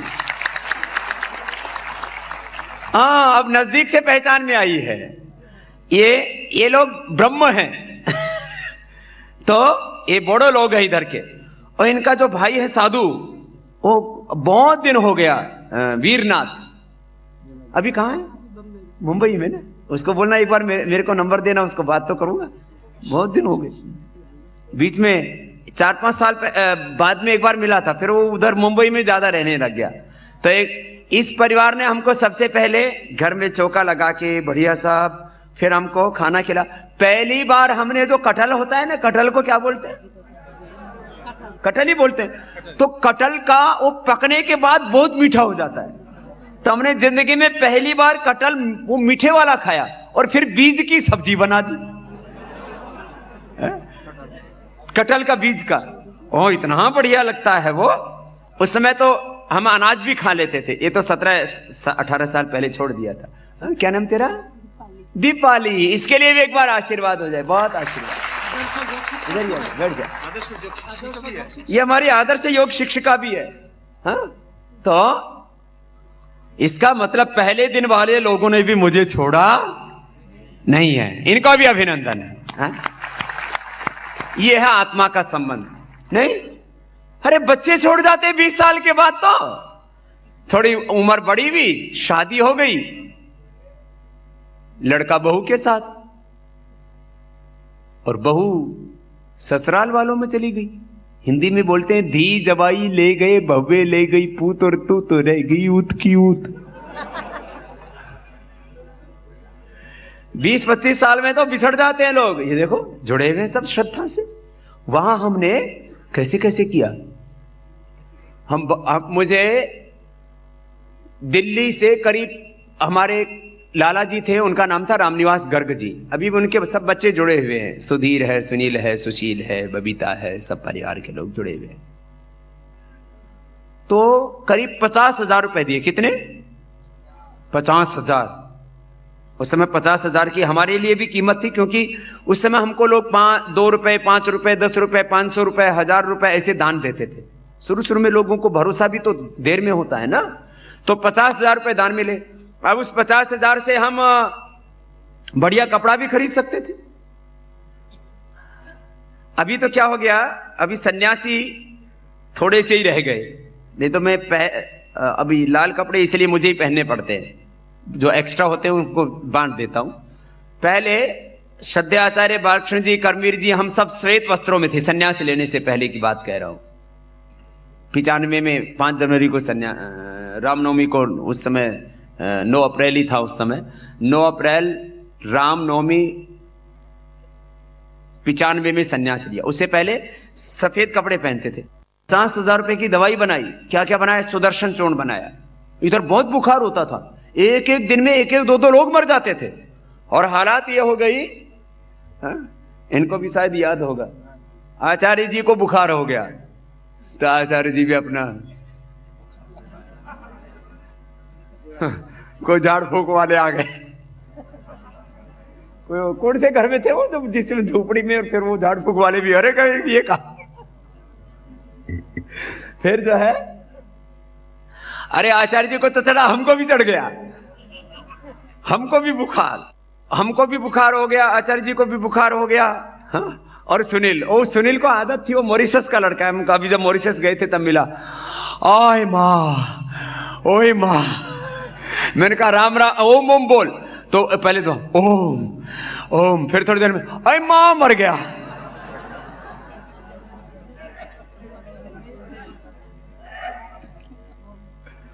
फिर हम एक दिन सिर पे उठा के लेके गए। सिर पे हमने रख रखा और नदी पार किया था। कौन सा नदी था? धनसेरी नदी। धनसेरी नदी पार कर रहे, उसमें जोक चढ़ गई। अब हमने पहले जोक देखी नहीं थी, वो चुपचाप चढ़ जाती है, फिर खून पी के मोटी हो जाती है। तो वहां वो कौन सी नदी बताई? धनसिंही। वो नदी पार करके गए। फिर अच्छा, अब कोई हमको असमिया बोलना नहीं आता था, तो हमको एक वाक्य वो उस समय का भी याद है, बाकी तो भूल भाल गए। तो बोले कोई दवाई लेने के लिए आए, तो लोगों को 3-3 दिन, किसी किसी को तो 5-5, 7-7 दिन लैट्रिन ना हो, इतना पेट खराब रहता था लोगों का। तो हम उसको दिव्य चूर्ण देते थे। तो दिव्य चूर्ण दिया। फिर बोले क्या परहेज क्या करना? मैंने कहा ना बिदर जाए ना, हमने सीख लिया मांस मछली नहीं खाना। तो बस वो इतना आता था हमको, ये ठीक है ना? हाँ। तो वहां से शुरू किया। फिर लोग नारियल लेके आते थे, तो नारियल एक एक दिन में 50-50 नारियल, जो भी आए तो खाली हाथ नहीं आते। परंपरा है ना कि भाई उधर से वो हरिद्वार से साधु आए हुए हैं, ब्रह्मचारी आचार्य आए हुए हैं, वो इलाज करते हैं। श्रद्धे आचार्य जी तो फिर, मैं तो एक ही बार आया, वो तो फिर 2-3 बार आए और 4 बार। हाँ। फिर वो सरकारी क्या कौन बिजली डिपार्टमेंट का, किसके? बिजली डिपार्टमेंट के, इरिगेशन डिपार्टमेंट के उधर वो बंगला था, उसमें वो पड़े रहते थे। तो गुरुकुल में पढ़ने के बाद, गंगोत्री से जाने के बाद फिर साधना करते रहे हम। योग वाली यात्रा फिर वो सूरत से, योग वाला काम सूरत से शुरू हुआ, लेकिन आयुर्वेद की सेवा वाला सबसे पहले सार्वजनिक जीवन का काम असम से शुरू हुआ। इसलिए असम हमारी पहली कर्मभूमि। और असम को हम बहुत पहले भी प्यार करते थे, आप लोग भी। और असम में असमिया भी, बांग्ला बोलने वाले भी, नेपाली भी, और अपने तो हमरो स्वाभिमान इधर भारतीय नेपाली जो हैं। देखो एक हिंदुस्तान में क्या है, गुजराती बोले, मराठी बोले, तमिल बोले, तेलुगु बोले, कन्नड़ बोले, मलयालम बोले, हाँ, तो बहुत अच्छा लगता है। बोले ये तो भारतीय है ना, सहोदर सहोदरी के प्रीतिपूर्वक नमस्कार गुण। हाँ, वो अच्छा कोई भी, हाँ, कोई बोले रेंडी क्वेश्चन नहीं है। अब कोई तमिल में बोले, तेलुगु में बोले, हाँ, मराठी में बोले तो अच्छा, बोले ये तो भारतीय है। और कोई नेपाली में बोले, अरे ये तो बोले उधर नेपाल का होगा। ऐसा लोगों ने नेपाली नागरिकों का, जो नेपाली भाषा बोलने वाले भारतीय नागरिक हैं, उनका बहुत अनादर किया। तो हमने कहा भारतीय जो नेपाली भाषा बोलने वाले जो भारत के नागरिक हैं, उनका सम्मान और स्वाभिमान, उनके गौरव की रक्षा करना, यह भी हमारा काम है। तो यहां हमरो स्वाभिमान एक बहुत बड़ा आंदोलन शुरू किया हमने। और श्रद्धे आचार्य जी भी पिछले दिनों आए और उसमें भी 25-30 हजार लोग यहां पर भाग लिया। हरिद्वार में भी उसके आयोजन किए। और आप में भी शायद हमरो स्वाभिमान के भी जो सदस्य हैं और भारत स्वाभिमान के साथ भी जुड़े हैं, कितने भाई हैं? यहां भी काफी बैठे हुए हैं। एक बार जरा खड़े हो ना, आप लोग भी अच्छा काम कर रहे हैं। एक बार इनके लिए भी जोरदार अभिनंदन हो जाए सबके लिए। हाँ? तो एक बार जोरदार अभिनंदन इनका भी, और बढ़ाना है सबको, और सबके भीतर सम्मान और स्वाभिमान का झाव जागृत करना है। बैठ जाएंगे, बहुत आशीर्वाद। तो हमरो स्वाभिमान का मकसद यही था कि जो है, अब मैं गुरुकुल में पढ़ा करता था, तो मैंने नेपाली भारतीय भाषाओं का, मुझे अभी दरअसल अभी बहुत युद्ध शुरू हो गया ना, नहीं तो मेरे को एक बार ऐसा था कि सारी भारतीय भाषाओं को मुझे सीखना है। मैं नेपाली सीखता था बहुत अच्छे से, वो फिर अभ्यास नहीं हुआ, नहीं तो नेपाली अभी मुझे समझ में पूरा नेपाली आता है। हाँ? कोई मिलता है तो मैं एक बोल देता हूँ, ऐसे एयरपोर्ट पे कहीं भी मिलता है, कस्तो उनसे सभी रामरोच है, वो खुश हो जाता है। तो गुजराती तो मैं फ्लुएंट बोल लेता हूँ, बाकी भी मराठी और सब ये, हाँ, तमिल तेलुगु थोड़ा सब, असमिया बांग्ला थोड़ा आता है। हमारे तो सबसे पहले मित्र गुरुकुल में स्वामी मुक्तानंद जी बांग्ला ही बोलते थे। हाँ? तो और कुछ नहीं आता तो भालवाची तो आता ही है सब। अब ये मैं आपको बात ये कह रहा था, वातावरण बहुत अच्छा बन चुका है, काम बहुत अच्छा हो रहा है। इसको सबको मिलजुल करके अपने को आगे लेकर के जाना है। और 3 चरणों का जो काम दिया है उसके लिए कुछ कहते हैं जी हम नौकरी धंधा करते हैं, घर परिवार का काम है, 18 घंटे होते हैं, 18 घंटे में 5-6 घंटा सोने का निकाल दो, 2-3 घंटा घर परिवार के निकाल दो, 8-10 घंटा बिजनेस के निकाल दो, तो भी 3-4 घंटे का समय सबको मिल जाता है। ये तो टाइम मैनेजमेंट करना पड़ेगा। आज आप सब भाई बहन आए हैं, अब वापस भी जाना है। मैं एक बात यही कहता हुआ कि देखो, और अब भी ये पुरानी बात नहीं, अभी भी नॉर्थ ईस्ट में जो पतंजलि योगपीठ की शाखा का शिलान्यास हुआ था, वहां काम शुरू हो गया है। करीब 1-1.5 साल में पतंजलि योगपीठ बनकर के तैयार हो जाएगा। मिर्जा में एयरपोर्ट के पास श्रद्धेय आचार्य जी कितनी बार आ चुके हैं? दो बार आ चुके हैं, अभी भी आने वाले हैं, अभी भी आने वाले हैं फिर से। और उसमें कई सेवा दे रहे हैं हमारे भाई। और आज भी आपसे मैं, अच्छा बताओ, आप लोगों को कोई बड़ी सेवा में लगाया जाए, अरे उसको जिम्मेदारी समझ के लिया करो कि मेरा गौरव है, कर्तव्य है। हाँ? अभी हमारे इंजीनियरिंग की सेवा दे रहे हैं पति पत्नी, वो भी अभी मेरे साथ ही थे आते समय, अभी भी वो अब हाँ मेरे से पूछ के गए, वहीं पहुंच गए भी जो है एयरपोर्ट के पास, वहां काम चल रहा है ना, तो बोले वहां भी जाना है, सेवा कर रहे हैं। और आप लोगों को अभी तो ये काम कर लो, फिर जोन के बाद एक जिले में अभियान चलाना, और पतंजलि योगपीठ बनाने के लिए योगपीठ की तरफ से तो यहाँ पूरा सहयोग मिल रहा है, शुरू कर दिया है। करीब कितने करोड़ का प्रोजेक्ट है? करीब 10 से 15 करोड़ रुपए का वो प्रोजेक्ट है, 15-16 करोड़ का है। तो उसमें पतंजलि योगपीठ तो सहयोग करेगा ही करेगा, आप लोगों को भी थोड़ा थोड़ा सहयोग लेंगे तो सबको गौरव की अनुभूति होगी। अरे एक ईंट के लिए भी थोड़ा लोगों से सहयोग मारेंगे, कोई 500 रुपए, कोई 50 रुपए, कोई 100 रुपए, कोई 11,000, सब अलग अलग लोग सहयोग करेंगे। और पतंजलि योगपीठ बहुत भव्य रूप में या नॉर्थ ईस्ट में भी बनकर के जल्दी ही तैयार हो जाएगी। श्रद्धेय आचार्य जी लगे हुए उसके लिए। आज श्रद्धेय आचार्य जी को ही आना था, लेकिन हर दिन, अभी आज भी उनकी तारीख, अभी देहरादून में गए, रोज कोर्टों में जाना पड़ता है, कई तरफ से युद्ध छेड़ा हुआ है। आधा समय तो हमारा लड़ाई झगड़े में लग रहा है। कितना केस है? 1000 करीब झूठे केस। और कभी टेंशन देखा? बोले बाबा ये देख करके लगता ही नहीं है इतनी लड़ाई भी लड़ते हो। यहां तो कोई एक केस हो जाए, पड़ोसी से ही पंगा हो जाए तो परेशान हो जाते हैं। अरे मैंने कहा 1000 नहीं 1,00,000 केस कर लो, लेकिन हमको सच के रास्ते तुम हटा नहीं सकते, डिगा नहीं सकते, रोक नहीं सकते, मिटा नहीं सकते। भाई बहनों, ऐसा संकल्प होना चाहिए सबका। तो यह काम भी चल रहा है। अभी मैंने एक नया काम और शुरू किया है। आजकल मैंने ये काम शुरू किया है, वाहन सेवा सहयोग। आप लोगों को सब योग शिक्षकों को, कार्यकर्ताओं को सम्मानित किया। अभी इस बहन सुमन जी ने कहा था कि अभी ये रजत पत्र भी आदर्श शिक्षकों को और आदर्श कार्यकर्ताओं को दिया जाएगा। और ये भी दुनिया के इतिहास में हजारों नहीं, मैं तो कहता हूं 50,000 नहीं, 1,00,000 कार्यकर्ताओं को करीब ये रजत सम्मान पत्र पूरे गौरव के साथ दिया जाएगा। और ये एक प्रतिष्ठा, उनको एक जो है आदर देने का, एक गौरव देने का प्रश्न है ये। बाकी तो सब लगे हुए हैं सब अपमान।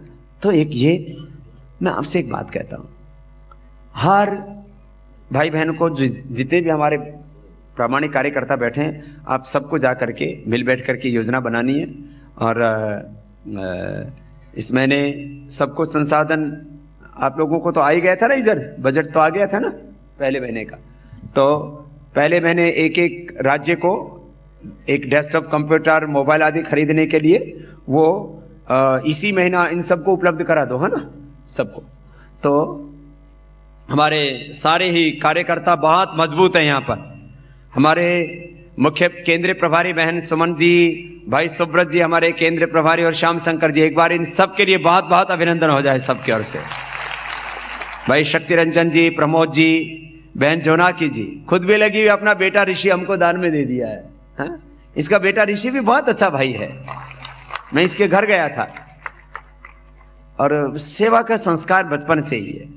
हाँ? बहन सेव जी और सारी हमारे बहन इंदिरा और सारी राज्य कार्यकारिणी की हमारी बहन, एक बार सब बहनों का जोरदार अभिनंदन हो जाए सबकी ओर से। हमारे इंदिरा जी, हमारे कार्यकारिणी के भाई हमारे बहादुर राम जी, दिव्य ज्योति जी, ईश्वर जी, विकास जी, विद्याधर जी, विवेक जी, हरि अग्रवाल जी, उदय जी और ये तमाम कार्यकर्ता जो मेरे बाईं तरफ बैठे हुए हैं, हमारे सभी राज्य कार्यकारिणी सदस्यों से लेकर के हमारे भाई विप्लव सेन जी और श्रीकांत जी, विनोद जी, नागेश जी, अमलेंदु जी, उधर हमारे राम प्रसाद पौड़ियाल उधर पहुंच गए थे कल के कार्यक्रम में सिलीगुड़ी में। और हाँ, और इस पूरे अनुष्ठान के लिए जो सारे रात दिन लगे हुए हैं हमारे सभी कार्यकर्ता, सब दाता, वो लेखा दास वो पश्चिम बंगाल से मुझे बाबा जी को अपने इस यज्ञ में आहुति देनी है। ऐसे ही हमारे हामिद भाई भी आज आए, हमारे बलभद्र तामोली जी जिन्होंने 17 बीघा जमीन दान किया गोलाघाट में ही एक बार, और आप सब कार्यकर्ता भाई बहन कितनी श्रद्धा से दूर दूर से आए हैं। एक बार सबके लिए सबका बहुत बहुत अभिनंदन है। कितना कष्ट सह करके, कितनी प्रतिकूलताओं के बीच में, बंद के बावजूद आप सब आए हैं। आयुर्वेद मनीषी आचार्य बालकृष्ण जी द्वारा लिखित आयुर्वेद जड़ी बूटी रहस्य पुस्तक से जानिए दुर्लभ व सुलभ जीवनदायिनी औषधियों के सचित्र विवरण। आज ही आयुर्वेद जड़ी बूटी रहस्य पुस्तक खरीदकर स्वदेशी आयुर्वेदिक चिकित्सा अपनाएं और जटिल व्याधियों से छुटकारा पाएं। स्वस्थ एवं समृद्ध भारत अभियान के तहत पतंजलि द्वारा पूरे देश में पहली बार पूर्ण शुद्धता व प्रामाणिकता के साथ गाय का देशी घी उपलब्ध कराया जा रहा है। लगभग 1 साल से पतंजलि घी की जो शॉर्टेज चल रही थी, उसको पूरा करने के लिए संस्थान ने पूरे देश में, खासकर दक्षिण भारत में गाय के दूध व घी को संग्रहित करने के लिए प्रामाणिक तौर पर जो नेटवर्क कार्य कर रहे हैं, उनके साथ कार्य करके घी की आपूर्ति की कमी को पूरा किया है। अब आपको पतंजलि चिकित्सालयों, आरोग्य केंद्रों व स्वदेशी केंद्रों के साथ साथ खुले बाजार में भी पतंजलि गाय का देशी घी उपलब्ध हो सकेगा। संस्थान गो आधारित डेयरी उद्योग को बढ़ावा देकर किसानों के जीवन में समृद्धि एवं 125 करोड़ लोगों को उत्तम स्वास्थ्य देने के अभियान को पूर्ण करने के लिए कृत संकल्पित है। सबको जैसा लिखा है वैसा ही करना है, जैसा पेपर लिखा है वैसे ग्राउंड पर करना है। इसके साथ वाहन सेवा का भी हमने पतंजलि योगपीठ के लिए, तो मैं फिर दोबारा आऊंगा जून के बाद, और फिर बहुत बड़ा सेंटर, बहुत आचार्य जी ने तो इतना बड़ा बना दिया था, मैंने कहा अभी थोड़ा सा छोटा कर लो, फिर भी बहुत बड़ा बना रहे हैं। फिर अभी सबको वाहन सेवा सहयोग में भी आप किसी के पास भी जाएंगे। अभी मैं इससे पहले झारखंड में था, बिहार में था, महाराष्ट्र में था। मैंने एक एक जिले के लिए एक एक मोटरसाइकिल मांगी, तो सैकड़ों लोग तैयार हो गए, बोला हमें देना हमें देना। मैंने कहा भाई अब बाद में लेंगे। सेवा करने वाले को संसाधनों की कमी, आप जाइए लोगों के पास, सेवा देने के लिए लोग तैयार है। अपने कुछ तो पुराने अपने कार्यकर्ता हैं, समर्थक हैं, दाता हैं, अपने इस पूरे अनुष्ठान के साथ जुड़े हैं। अपने बहुत से भाई पुराने अपने लाइफ पैटर्न फाउंडर मेंबर, नए जुड़ने के लिए लोग तैयार है। समर्थ लोग हैं, उनके पास जाओगे ना तो उनको अपनी बात बताओगे, उनके साथ मिलोगे, बैठोगे, बातचीत करोगे, तो लोगों का माइंडसेट चेंज होता है। इसको काउंसलिंग बोलते हैं अंग्रेजी में। जब आपस में चर्चा बातचीत करते हैं, हम इस तरह से काम में लगे हैं, आप हमें थोड़ा सहयोग कीजिए, तो लोग तो सेवा के लिए जगह ढूंढते रहते हैं कि भाई हम कहाँ सेवा करें। तो आप लोग चाहे वो मोटरसाइकिल तो आराम से ले सकते हैं एक एक घेरे में, और ये जो आपको सेवा सहयोग दे रहे हैं इसमें से भी आधा पैसा ले सकते हैं। बहन जी ने बताया ना अभी आपको, एक एक जिले को ये बाकी नियमित दानदाता बनाओ, लोग 500-500 हजार रुपए हर महीने देने के लिए तैयार है। एक सूची बनानी है उनके पास में, जो भी 10, 20, 30, 50, 100 लोग हैं, एक बार जाना, एक दिन में हो जाता है काम। योजना बना करके काम करना पड़ता है। तो आज मोटरसाइकिल की सेवा भी आप जब ये वाहन सेवा सहयोग लेंगे तो लोग देंगे। आप लोगों को जो सेवा सहयोग संगठन की ओर से मिल रहा है और सबको ये सेवा प्रोत्साहन कार्ड मिल रहा है, ये तो कार्यकर्ताओं का उत्साह के लिए है, उनको गौरव सम्मान देने के लिए। बाकी कामों के लिए आप जाएंगे तो आपको कोई मना नहीं करेगा। और आज मैं शुरुआत कर देता हूं। एक एक जिले में कुछ जगह तो गाड़ी है, बाकी जगह मोटरसाइकिल होगी तो समिति का निर्माण, फिर उसको प्रशिक्षण देना, फिर उसका निरीक्षण करना, व्यवस्थित रूप से चीजों को आगे बढ़ाने के लिए एक तरफ कार्यालय, दूसरी तरफ संसाधन भी हो। और वो सारी चीजें आपको अभी बता ही दी गई है। 3 चरण के काम में कैसे कैसे काम करना है, कार्यालय प्रभारी कैसे बनाना है, कार्य कैसे करना है, कार्यकर्ता कैसे तैयार करने हैं, किस तरह से फिर पहले चरण में घर घर डोर टू डोर जाके क्या क्या काम करना है, ऑनलाइन रजिस्ट्रेशन कराना है, झंडा लगाना है, लोगों को बुलाना है, दूसरे चरण में, फिर तीसरे चरण में कैसे जाना, ये सब तो हो गया। अब मैं आपसे कह रहा हूँ ये सब काम करने के लिए संसाधनों के तौर पर आज मैं शुरुआत कर देता हूं, फिर थोड़ी देर में कार्यक्रम को पूरा करेंगे। जो है आप में से यहां ही जितने बैठे हुए हैं, इसी में से काफी समर्थ भाई हैं। तो एक एक मोटरसाइकिल की सेवा, एक एक मोटरसाइकिल की सेवा जो देना चाहते हैं वो, कुछ को तो मैं ही बोल सकता हूं, मुझे पता है समर्थ हैं। जो एक एक मोटरसाइकिल की सेवा देना चाहते हैं, श्रीकांत जी आपसे तो 2 की लेंगे। ये बहुत बहुत समर्थ हैं। तो श्रीकांत जी नाम तुम लिख लो। हाँ, श्याम शंकर। तो अभी मैं तुम्हारी मोटरसाइकिल की सेवा शुरू कर देता हूं। ये श्रीकांत हमारा बहुत ही ऊर्जावान योद्धा है। एक बार जोरदार अभिनंदन हो जाए श्रीकांत भाई जी का भी। इसने अपना पतंजलि का अभ्युदय विभाग भी, या जो विराट सेवा का स्वदेशी का काम चल रहा है, लो इसको, ये तो मैं योगपीठ ले जाऊंगा, ये तुझे देता हूं सम्मान। जोरदार अभिनंदन हमारे भाई श्रीकांत जी को, उसको स्वदेशी के काम को भी खूब आगे बढ़ाया। तो 2 मोटरसाइकिल की सेवा, वो कितना जिला है अपना? 27 जिला है, तो अब बच गया 25। बाकी ये 4-5 तो श्रीकांत दूसरों से दिलवा देगा। ऐसा हमारे रणजीत दास जी के लिए एक बार जोरदार अभिनंदन हो जाए। ये भी सबको ऐसी सेवा देनी है। हमारे बहुत ही पहले इनके पिताश्री भी लाइफ मेंबर हैं। क्या नाम है पिताजी का? रमेश चंद्र देव। हाँ, ये धरती गुरु शंकर देव और माधव देव जी के, हमारे गुरु जी का नाम भी शंकर देव ही है। तो हमारी ये गुरु भूमि भी है और कर्म भूमि भी है। बहुत बहुत आशीर्वाद भैया। इंडियन ऑयल के डिप्टी जनरल मैनेजर है, एक बार जोरदार ताली हो जाए। क्या नाम है? बीपी शर्मा जी। ये भी एक मोटरसाइकिल का वाहन सेवा दे रहे हैं। संजीव गुप्ता अपने ही कार्यकर्ता हैं, बोले ये सेवा हम भी देंगे। है, एक बार जोरदार तालियां हो जाए भाई संजीव गुप्ता के लिए। हरि जी, इनका बेटी को इतना कष्ट हो गया था, ये मैं किसके घर था तब? अनिल गोस्वामी। किधर? उदय गोस्वामी। उदय गोस्वामी के घर पर अपनी बेटी को लेके गया था, हाथ में उठा के ऐसे चल फिर नहीं पाता था। क्या हो गया था उसको? निक्रोसिस। वाशिंगटन का, अमेरिका का डॉक्टर ने भी बोल दिया इसका इलाज। अब ये कब की बात है? 2009 की बात है। अब उस बेटी का शादी के बाद बच्चा भी हो गया है, मां भी स्वस्थ है, बच्चा भी स्वस्थ है और पिता खुश है। भाई हरि अग्रवाल जी बड़े खुश है, बोले बाबा जी हमारे तो जीवन में, घर में, परिवार में खुशियां ही खुशियां हैं। सांतप दे, सांतप के लिए एक बार जोरदार अभिनंदन। हाँ, कौन से जिले से हो?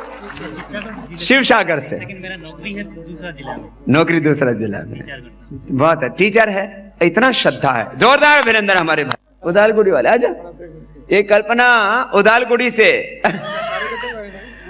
एक बार जोरदार अभिनंदन हो जाए। ये बहुत अच्छा लगता है ये वाला।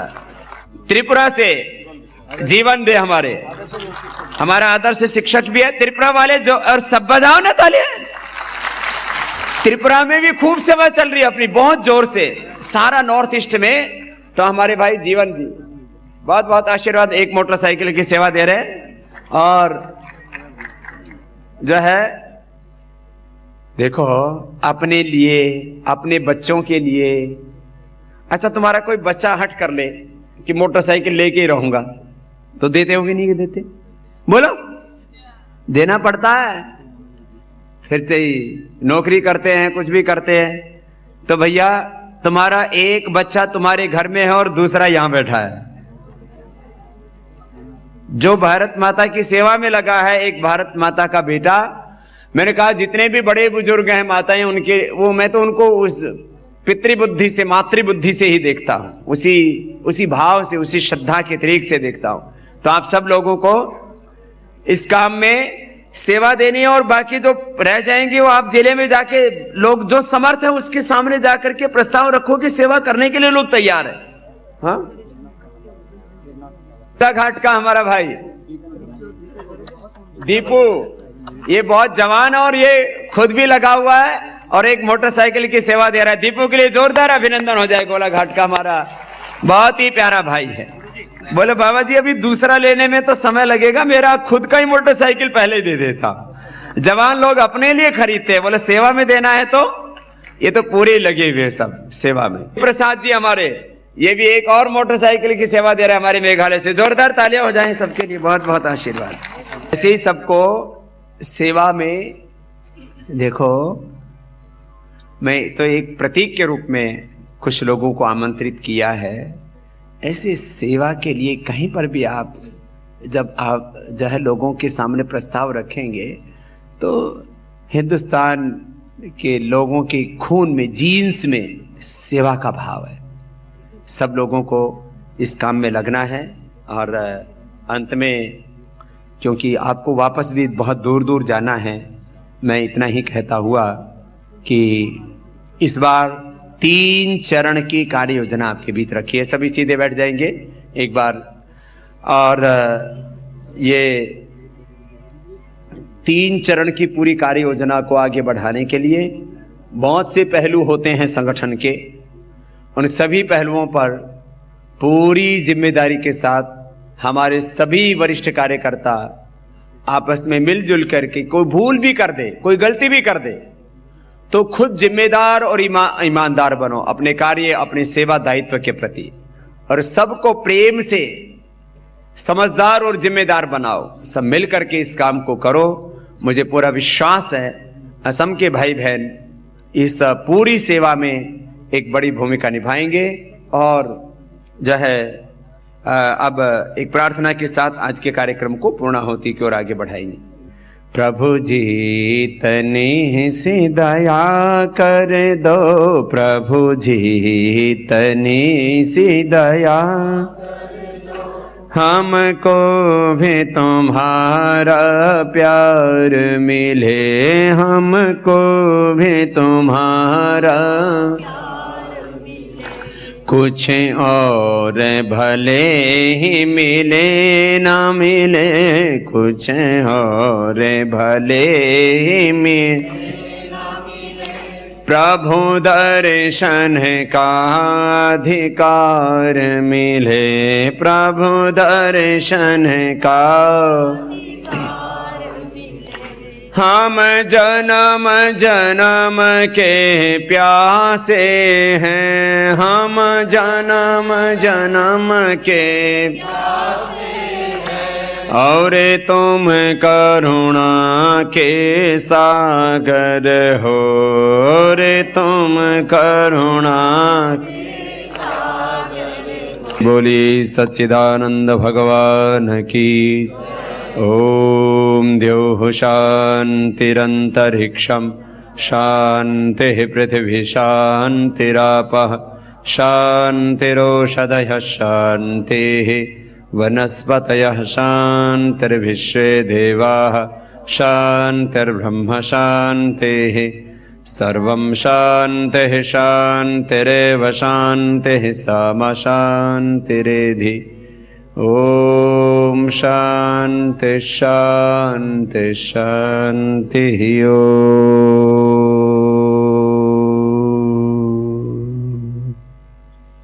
ओम श्रद्धेय स्वामी जी महाराज के चरणों में कोटि कोटि प्रणाम। 1 मार्च से लेकर के 23 मार्च तक, क्योंकि अब आपकी पूरी सेना सुसज्जित हो चुकी है, प्रशिक्षित हो चुकी है, उसको उसका हथियार भी मिल चुका है, पंपलेट आदि। अब सेना को अपने मोर्चे पर निकलना है। तो ये अभियान चलेगा 1 मार्च से 23 मार्च तक, घर घर में जाने का अभियान। और इसकी शुरुआत स्वयं श्रद्धेय स्वामी जी महाराज 1 मार्च से करने वाले हैं। वे जहां भी रहेंगे वे भी सुबह से शाम तक घर घर जाने का अभियान शुरू करेंगे। अब घर घर जाते समय हमें प्रचार प्रसार सामग्री अपने साथ लेकर के जानी है। ये जो 1000 कार्यकर्ता हमने तैयार किए थे और उनको प्रशिक्षण दिया था, ये 1000 कार्यकर्ता 1 मार्च से सब अपने घरों से निकलेंगे और अपने अपने एरिया में एक एक घर में जाएंगे। ये थैला अपने साथ लेकर के जाएंगे, एक ड्रेस कोड में जाएंगे। ड्रेस कोड में एक झोला आपको दे दिया गया है, एक अंग वस्त्र उसके ऊपर रहेगा, एक बैज लगा करके आप जाएंगे और आपके थैले में ये पूरी प्रचार प्रसार सामग्री और थोड़े से पीले चावल, कुछ 1-2 पंपलेट आपको और दे दिए जाएंगे। और आपके थैले में एक भारत स्वाभिमान का झंडा रहेगा। वो झंडे आपको घर घर में जाकर के घर वालों से पूछ करके उनके सबके घर पर एक एक भारत स्वाभिमान का झंडा लगाना। ये मुहिम भी आपको 1 से 23 मार्च तक चलानी है। और एक स्टिकर आपके थैले में रहेगा जिसपे अपने भारत स्वाभिमान के और श्रद्धेय स्वामी जी महाराज की शिक्षाओं के मोटोज लिखे होंगे। घर वालों की अनुमति से आपको उनके घर पर वो स्टिकर भी चिपका करके आना है। जब आप किसी के घर में जाएंगे तो उन्हीं का मोबाइल फोन लेकर के एक मिस कॉल आपको देनी है, मिस कॉल नंबर आपको दे दिया जाएगा, तो उससे ऑनलाइन रजिस्ट्रेशन अपने को करना है। और जब आप किसी के घर में जाएंगे, अब इस भारत स्वाभिमान के बारे में बताएंगे तो कुछ लोग आपको ऐसे मिलेंगे कि हम तो कब से बाबा जी को आस्था पर देख रहे थे, हम तो जुड़ना चाह रहे थे, हम तो इस यज्ञ में अपनी आहुति देना चाह रहे थे, हमें पता नहीं था, आप आ गए, आप ये दान बाबा जी के इस कार्य के लिए हमारे से ले जाएं और आप हर महीने ले जाया करें हमारे से। तो ऐसे नियमित दान दाताओं की एक सूची भी आपको बनाते रहना है साथ साथ घर जाते समय, कार्यकर्ताओं की भी सूची और दान दाताओं की भी सूची। और 8 दिन में या 15 दिन में आकर के कार्यालय में वो सूची आपको देनी है ताकि पूरा डाटा कार्यालय में एकत्रित रहे। तो ये द्वितीय चरण में अपने को लगभग 16 मार्च तक हम घर घर में जाएंगे। 16 मार्च को होली से फिर अपने तहसील स्तर के जो योग महोत्सव के कार्यक्रम हैं वो शुरू हो जाएंगे। 23 मार्च को तो अपने को जिला स्तर पे करना है बड़ा कार्यक्रम, और तहसील स्तर के 4-5 दिन पहले ही 16 तारीख से ही शुरू हो जाएंगे।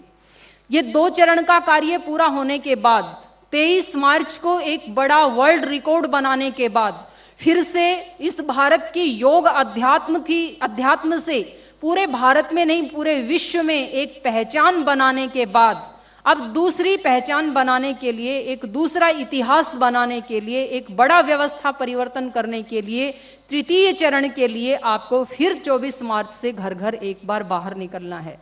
ये तृतीय चरण का कार्य 24 मार्च से लेकर जब तक इलेक्शन ना हो जाए तब तक रहेगा। और घर घर में जाकर के आपको 2-3 बातें कहनी हैं।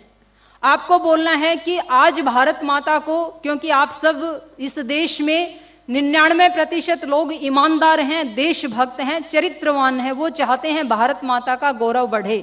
तो आप उनको बताइए आज भारत माता को आपके बलिदान की आवश्यकता नहीं है बल्कि आपके उचित मतदान की आवश्यकता है। और उस मतदान के लिए आपको 4-5 वाक्य बोलने हैं कि अब की बार आपको वोट देना है। Vote for corruption free India, vote for bringing back black money, vote for व्यवस्था परिवर्तन, vote for justice, vote for आर्थिक आजादी। और इन सब कामों को सुव्यवस्थित रूप से संपन्न करने के लिए लास्ट में आप बोलें वोट फॉर मोदी। और साथ ही आपको यह भी बताना है कि अब की बार लगभग 300 से 400 सांसदों के साथ अपने को मोदी जी को लोकसभा में भेजना है। ऐसा आप घर घर बता करके आए। उनको पीएम बनाने से क्या होगा, तो हमारे 3 मुद्दा पूरा करने के लिए हम उनको अपना समर्थन दे रहे हैं। वो हमारे 3 मुद्दे जो हैं मुख्य रूप से काला धन, भ्रष्टाचार और व्यवस्था परिवर्तन। लोग आपसे पूछेंगे कि काला धन वापस आने से क्या फायदा होगा, देश को क्या मिलेगा। आप उनको बोलिए कि आपको कोई 1,500 रुपए के नोट दें तो आप बेशक नोट ले लें, लेकिन उसको वोट ना दें, क्योंकि ये आपके वोट की कीमत बहुत कम है। आपके असली वोट की कीमत तो श्रद्धेय स्वामी जी महाराज बताते हैं लगभग 12.5 लाख रुपए है। यदि काला धन वापस आता है तो एक एक व्यक्ति के हिस्से में लगभग 12.5 लाख रुपए आएंगे, तो आपके एक वोट की कीमत लाखों में है। लेकिन उसी धन को, काले धन को यदि वापस आने से हम विभिन्न 10 सेक्टर में लगाएंगे तो देश का निर्माण, देश का विकास किस प्रकार से होगा, वो इस पंपलेट में आपको बता दिया गया है। तो ये तीनों चरणों का कार्य पूरा होने के लिए, क्योंकि आज देश व्यवस्था परिवर्तन के लिए तैयार बैठा हुआ है, और देश का इस रूप में तैयार करने के लिए, ये इन्वायरमेंट बनाने के लिए, क्योंकि ऐसा इन्वायरमेंट 1-2 दिन में नहीं बनता है, दूसरे लोगों को गाली देने से नहीं बनता है। ये इन्वायरमेंट तैयार करने के लिए श्रद्धेय स्वामी जी महाराज ने और पूज्य आचार्य श्री ने पिछले 25 वर्षों से अहरनिश घनघोर तप किया है, और आप जैसे लाखों नहीं करोड़ों भाई बहनों ने भी अपने जीवन की आहुति दी है, तब जाकर के देश में ये परिवर्तन का एक माहौल बना है, एक इन्वायरमेंट बना है। और यदि अब हम उसको सही दिशा में नहीं लेकर के जाएंगे तो दूसरे कुछ बहकाने वाले लोग उनको दूसरी दिशा में मोड़ देंगे, वो गलत दिशा में जा सकते हैं, गलत जगह वो जुड़ सकते हैं। इसलिए अपने को पूरी तल्लीनता के साथ, तत्परता के साथ, गंभीरता के साथ और पूरी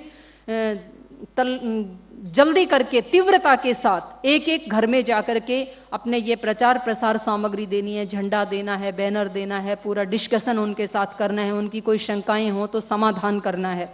और ये तीनों चरणों का कार्य संपन्न होने के बाद, जैसे आज भी कुछ अपने नियमित योग शिक्षकों को और दानदाता सक्रिय कार्यकर्ताओं को यहाँ बुलाया था और आपके सम्मान में आपको एक एक थैला प्रदान किया गया है। ये तीनों चरण का कार्य संपन्न होने के बाद जिन भाई बहनों ने इस 3 महीने के दौरान सबसे अच्छी सेवा की है, निरंतर सेवा की है, उनकी एक लिस्ट बनाई जाएगी पूरे भारत से, और उन भाई बहनों को हरिद्वार में बुला करके सम्मानित किया जाएगा। और उस सम्मान में आज तक बड़ी बड़ी लड़ाइयों में जिन योद्धाओं ने भाग लिया, उनका, जैसे नेताजी सुभाष चंद्र बोस के नेतृत्व में आजाद हिंद फौज के सेनानियों ने जो युद्ध किया, तो युद्ध समाप्त होने के बाद उनको बेचारों को कुछ भी नहीं मिला। 1972 में जाकर के कुछ लोगों को सम्मान मिला, वो भी ताम्र पत्र के रूप में उनको सम्मान मिला।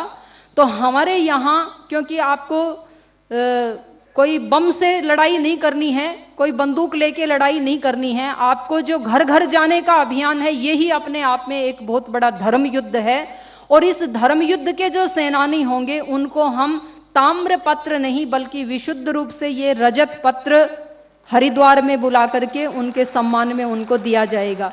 ये प्योर शुद्ध चांदी से श्रद्धेय स्वामी जी महाराज का चित्र है, इसके ऊपर श्रद्धेय आचार्य श्री का चित्र है और इस पर चांदी के ही अक्षरों से लिखा गया है योग शिक्षक सम्मान। तो ये आप वर्षों तक, आपकी आने वाली पीढ़ियां भी इसको सजो करके रख सकेंगी। ये बहुत बड़ी अपने आप में एक उपलब्धि रहेगी। तो ये 3 चरणों में जो अपने को 3 महीने का अति महत्वपूर्ण कार्य करना है और जो 2 बड़े रिकॉर्ड अपने को वर्ल्ड रिकॉर्ड बनाने हैं, ऐतिहासिक कार्य करके दिखाने हैं, योग महोत्सव वाला और व्यवस्था परिवर्तन का, उसकी योजना किस प्रकार से रहेगी मैंने आपके सामने निवेदन किया। और मैं पहले ही आपको निवेदन कर चुकी हूँ, श्रद्धेय स्वामी जी महाराज अत्यंत व्यस्ततम समय में से समय निकाल करके, क्योंकि लगभग 7-8 सभाओं में श्रद्धेय स्वामी जी महाराज का जाना अभी निरस्त हो गया, उसके बावजूद समय निकाल करके आपके बीच में आए हैं। निश्चित रूप से आप बहुत ही सौभाग्यशाली हैं और मुझे लगता है आपकी श्रद्धा, भक्ति, निष्ठा कुछ विशेष है, तो आपके बीच में आए हैं। आप सबको प्रणाम करते हुए, और हमारे केंद्रीय प्रभारी जो पूरी निष्ठा के साथ पूरे नॉर्थ ईस्ट में काम कर रहे हैं, आदरणीय भाई सुब्रत जी और आदरणीय भाई श्याम शंकर राय जी, उनका भी सबकी ओर से बहुत बहुत अभिनंदन है। और हमारी सभी राज्य स्तर के भाई बहन भी इस कार्य में लगे हुए हैं। तो आगे की कार्रवाई के लिए, आगे इस व्यवस्था को सुव्यवस्थित रूप से इस सभा को आगे बढ़ाने के लिए मैं सम्मान पूर्वक आमंत्रित करती हूं आदरणीय भाई श्याम शंकर राय जी को। आप सबकी ओर से जोरदार करतल ध्वनि से उनका अभिनंदन है। आदरणीय भाई श्याम शंकर जी, ओम।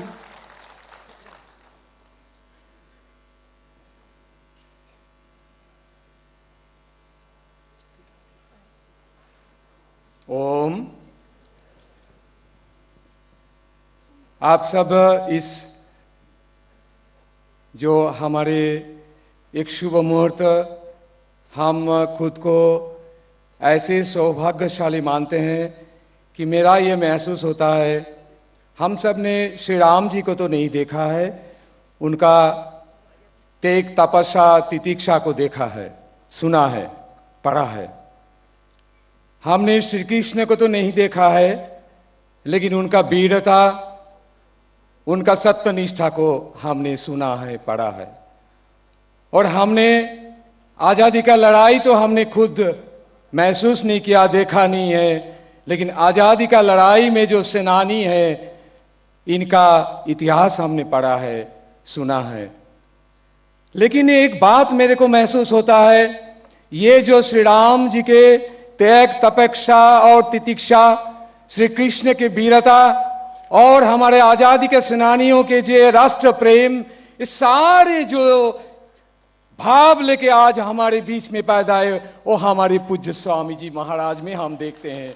एक ही रूप में ये सारे रूप का दर्शन, तो हमें मानते हैं, हमें महसूस होता है, हम खुद सौभाग्यशाली है। मैंने एक बात कभी कभी सोचता हूं, मेरे 60 साल उम्र होते चला, मेरे सारे कर्म जीवन में मैंने 50 साल में जितना मैंने महसूस करता हूं काम नहीं किया पूरे निष्ठा से कुछ करने के लिए। लेकिन स्वामी जी महाराज के श्री चरण सानिध्य में विगत 10-11 साल से मैंने महसूस होता है ये काम किया है। बाकी 50 साल तो आकाम किया, 50 साल आकाम किया, केवल 10 साल ही मेरे को महसूस होता है कुछ काम किया। काम मतलब मत अपना काम, वो उसको आकाम कहते हैं, ये मेरे महसूस होता है। तो ऐसे जो व्यक्तित्व, ऐसे जो भाव, जिनके मन में ये प्रेम, शक्ति, भक्ति एक साथ में सम्मिलित रूप से है पूरे उत्तर पूर्वांचल की तरफ से, ऐसे एक व्यक्तित्व को श्री चरण में कोटि कोटि प्रणाम, वंदन। और रामू काका